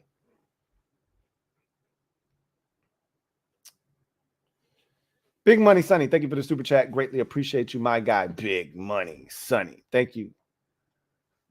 Who writes, Lou, I need that black Wild Goose jersey. Hit Ron up for me, my good brother. Real talk. I hope he don't mess that man's career up if he has a career. Hey, Ron's giving him a lifeline because he was bouncing around the league. He had just gotten released. He needed work. And so Ron is giving that man a chance. He better take advantage of it.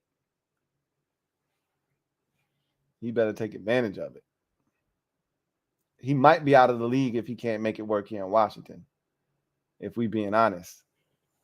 Going Commando, thank you for the super chat. Greatly appreciate you. Thank you for being a member of the MOBB, who writes, one has to wonder why they keep leaving Cole Turner on the inactive list. Not like Armani has been out there a ton. Why not have more 2 tight end sets? Armani has played a little bit more than you think. But honestly, they don't need to have him active because then you have to have somebody else down. And again, it's about special teams. It's not just about offense. It's about special teams and your value to the team. And I don't think Cole Turner is, a valued member of special teams at this current juncture of his career. So, again, Amani Rodgers has been impressive when he's gotten opportunities. He just hasn't gotten enough of them. All right. Dan Solo, thank you for the super chat. Greatly appreciate you. My guy, Dan Solo, writes, Lou, is it just me, or I feel like even though it might take some time, but with B-Rob being back, it can eventually balance the offense out a little bit more, ? I do think it could.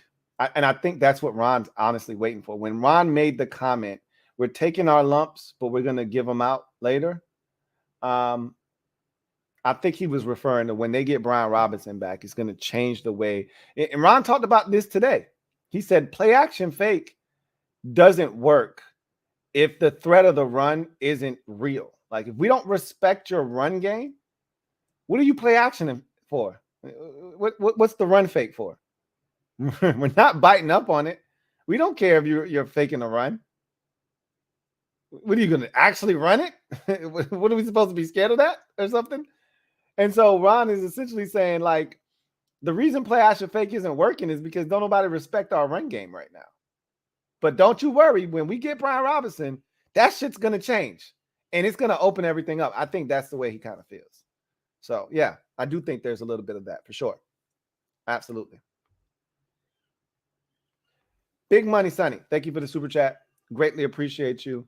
Thank you for being a member of the MOBB, obviously, who writes, how are we going to have 400 in here and not like the man's content? It's free, y'all. Don't be cheap. Hit the mother effing like. Salutes, Lou, and thank you. No, thank you for the public service announcement. Y'all heard the man. Hit the likes. I'm glad to see it's up over 200. I really do appreciate you guys.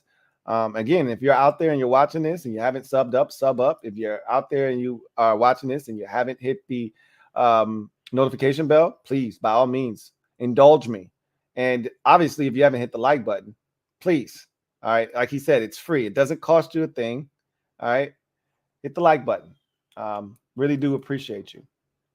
All right.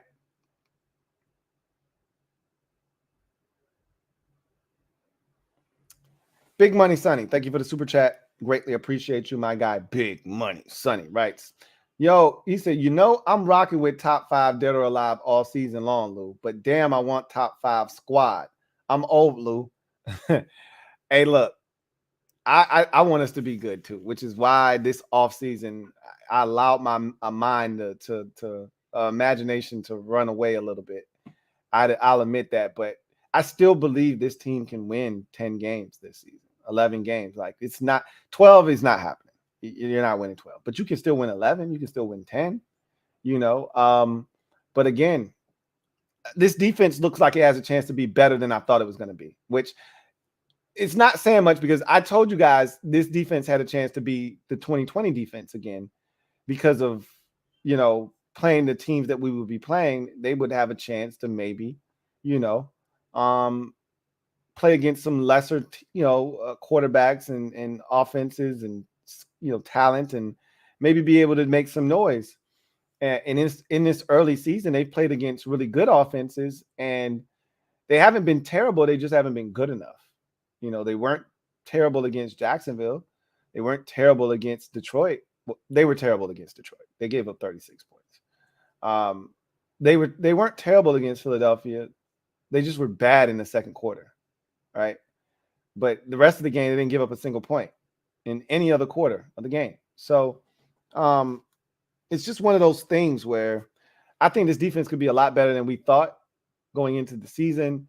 And I probably overrated the offense because I did, again, and I explained this on the Monday edition of CNN.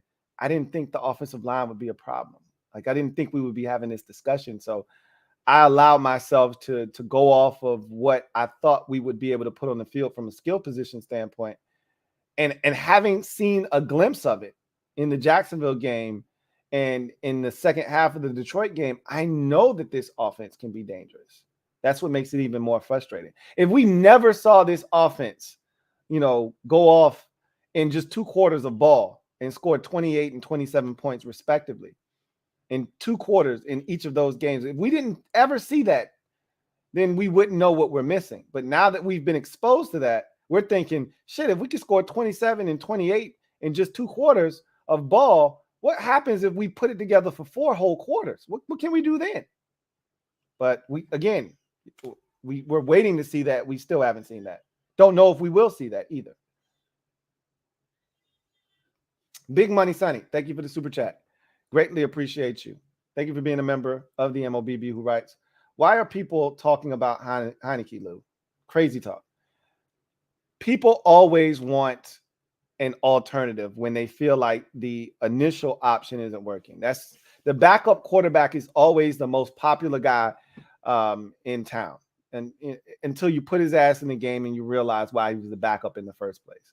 Like, people so soon forget that Taylor Heineke started here last year. And he showed us in the preseason that he's Taylor Heineke. In the Carolina game, he throws a pick. Why? Because he's too short and he's trying to throw over a defender and he airmails it to another defender, right? But then in the Kansas City game, he shows us why he's Taylor Heineke. He's scrambling around. He takes us down the field. He throws a dart in the back of the end zone to Cam Sims for a touchdown. And you're like, that's why he's my backup. Because I know when he comes in the game, something's going to happen. That's how I like my backups. When he comes in the game, something's going to happen, either bad or good, but I know something's going to happen. He ain't going to just come in the game and just be meh. Either Heineke's going to come in and light it up or he's going to get lit up. In either way, something's going to happen. But Taylor is solid, but again, there are limitations that we know of, that we saw last year, that I would prefer not to have to deal with.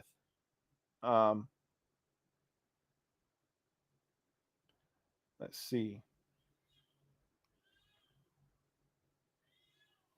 Joey Rollins, thank you for the super chat.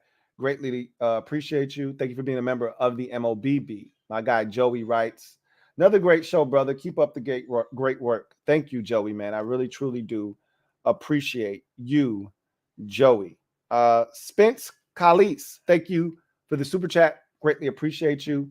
Thank you for being a member of the MOBB. My guy Spence writes, being a fan of this team is like trying to eat soup with a fork. We never get to eat or get full, but beating Dallas would be like Thanksgiving. Beating Dallas is always great, but I have such ideas of grandeur for this season that beating Dallas isn't enough. That would be great. Don't get me wrong, and it'd be a welcome sight. But I do love the eating soup with a fork analogy. I feel like some of our players are that way, where they're not hungry, so they don't eat. That's funny. That is hilarious. Eating soup with a fork. Big Money Sonny, thank you for the super chat. Greatly appreciate you, my guy. Big Money Sonny writes, Lou, I know you are busy with everything that you do for us, and more specifically, the fam. Shout out to Mrs. T and the fam. We need you in the Discord this season. When you're free, hit us up. Once I get into a groove, I'm starting to get into a groove where I know exactly what my week is supposed to look like. Obviously, there's always shit going on at my house, so it's tough to free up the time necessary to get on Discord. But if I get an opportunity, I'm definitely gonna hit you guys up. And I'm going to need that tutorial, as I mentioned. I have no idea how to work that thing, so I'll have to hit you up for that for sure. Big Money Sonny, thank you once again for the super chat. Greatly appreciate you. My guy, Big Money Sonny writes, salutes to Luck. He got Rio again today, Lou. Rio, when is he going to learn? When is he going to learn? Oh, no. Clapping Dallas cheeks. Thank you for the super chat. Greatly appreciate you. Double up.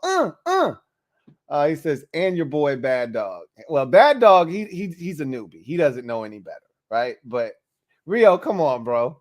Like, how many times you gonna let him get you? Now, I can't talk because Luck changed his name and did the whole camouflage thing, and he got me really good when he was posing as my guy JL Smooth. So, but see, that wasn't just these nuts, right? That wasn't just that. So, anyway, I digress. Jamal Hamlin, thank you for the super chat. Greatly appreciate you. Double up. Thank you for doubling up, Jamal. Greatly appreciate you. Who writes, Lou, I first want to send prayers to my family, everyone back home in Florida. Absolutely, man. I got full family in Florida as well. It's just a crazy situation. I pray that Ian isn't a Cat 5 when he gets to Florida, but it looks like it's trending in that direction. He says, second, leaders lead. When in charge, be in charge, Ron. Military mindset. And he should know all about that. But I don't feel like that's the message that's getting across to the team for whatever reason. Not for whatever reason, because of the product that I see out on the field. I can't help but think that if these players felt the way that some of these other teams' players feel about their coaching staff, and you demand certain things out of your players or else you won't play, then you would get a different type of response. I watched Tampa Bay and they fly around like Todd Bowles told them, if you don't run to the football, you ain't getting a check. That's how they look like. They running around to feed their families out there. Like as the great Richard Doc Walker likes to say, like someone's holding his family hostage. That's how the Buccaneers, the Cowboys, and the Packers run to the football. Like if all 11 hats don't fly to the ball, we don't eat. Literally, no one's getting a check. That's how these boys are. That's not how we run around on the football field. We look fat, we look fed, we look content. Like, hey, whether we get there or not, I'm definitely eating. I'm straight regardless. It's just a different vibe.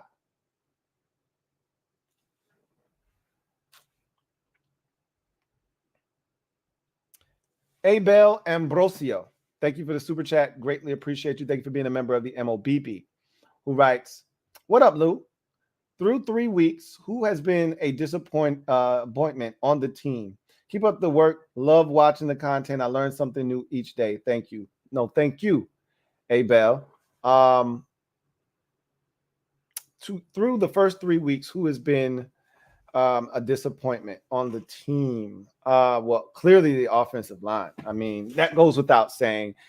Uh, I had huge expectations for this offense, and I just glossed over the offensive line. I did talk about the lack of continuity up front, but I just always referred back to John Matsko. I always just, John Matsko, he'll figure it out. Don't worry. It's all good. And that was a mistake, clearly. But if you want me to single out a specific player, I think, and it's probably not fair because I saw this coming in the preseason. I said, poor Montez Sweat. There's nobody on the opposite side of the field that anybody has to worry about. And so he's going to get the brunt of the attention. That said, he's not getting double teamed all the time. Okay. Like, this is the same shit Chase Young used to say. Yeah, you're getting double teamed sometimes. Okay. He's not getting double teamed all the time. I'm disappointed that we're through 3 weeks of football and Montez Sweat doesn't have a sack to his name. I am disappointed in Montez Sweat for sure. Thought he'd be better this year. And again, plenty of time. And he truly, you hear Jack Del Rio say this all the time, sacks come in bunches. And so they'll get sacks. And trust me, they'll come. And when they come, they'll come in bunches. They've come in bunches for Montez Sweat throughout his career. So we'll see if that's something that can transpire this year. But I'm pretty disappointed in him not getting to the quarterback yet this season. Abel Ambrosio, thank you for the super chat. Greatly appreciate you. Double up. Thank you for doubling up. Abel, who writes, how far will the Braves go this postseason? As far as the pitching will take us. We've got the bats to contend with anyone. I don't worry about the bats. I don't worry about the defense. With Michael Harris in center, Ronald Acuna out there in the outfield, our infield, I mean, you'll be hard pressed to find anybody playing shortstop better than Dansby Swanson. And Austin Riley is a stud at third base. Like, we got a defense too.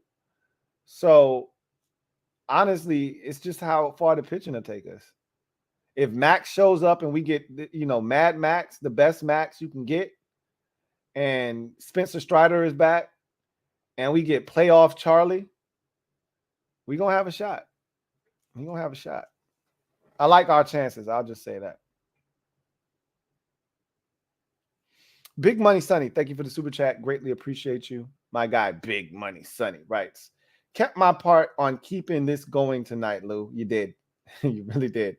Too many trolls tonight. That being said, thank you, and let's effing go. Beat Dallas. Oh, at least Bad Dog says, double up, I actually really like that guy. How can you not?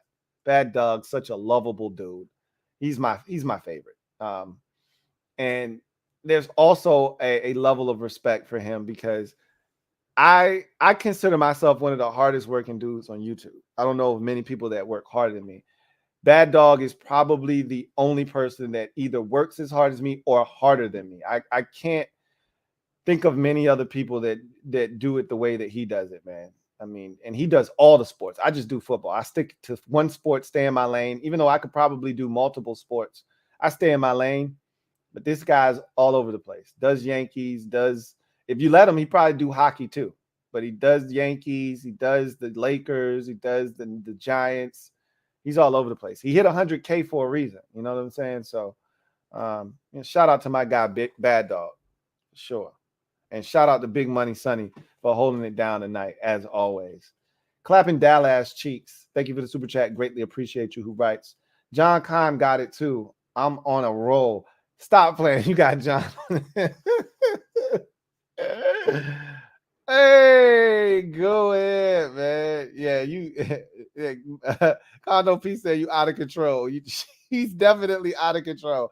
That's what we call OC right there. definitely OC right now. You out here getting professionals. I can't with you, man. I cannot. That's the perfect way to end tonight's show. With that said, I am going to glide to the side and allow you guys to get back to whatever it was you were doing. Maybe sleep is the next order of business for you, whatever the case may be. I thank you for blessing me with your presence here tonight on the show. I look forward to chopping it up with you the remainder of the week. Tomorrow, Thursday Night Football, really good one for those of you who do like watching other teams outside of this market. Dolphins at Bengals. I'll be live after that game. Should be a good one. We'll be back for the Louie T Network podcast on Friday. I'll have my picks for the week. I got to do better. But you'll have CNN on Thursday, CNN on Friday. We'll continue to monitor the injuries this week. We'll hear from the coordinators tomorrow. And I'll keep you abreast of everything that goes on with this team. And hopefully all of this will culminate in a victory on Sunday. We'll get more in depth tomorrow as we turn our attention fully to the Dallas Cowboys in week number 4. With that said, that's going to do it for me, your man, Louie T. Look forward to chopping it up with you guys the rest of the week. Enjoy the rest of your evening. You know what it is. God bless and good night. Here comes the diesel. Here comes the diesel. There's the snap, hand to Riggins. Good hold. He's got the first down to the 40. He's gone. The 35, the 30, the 20. He's gone. He's gone.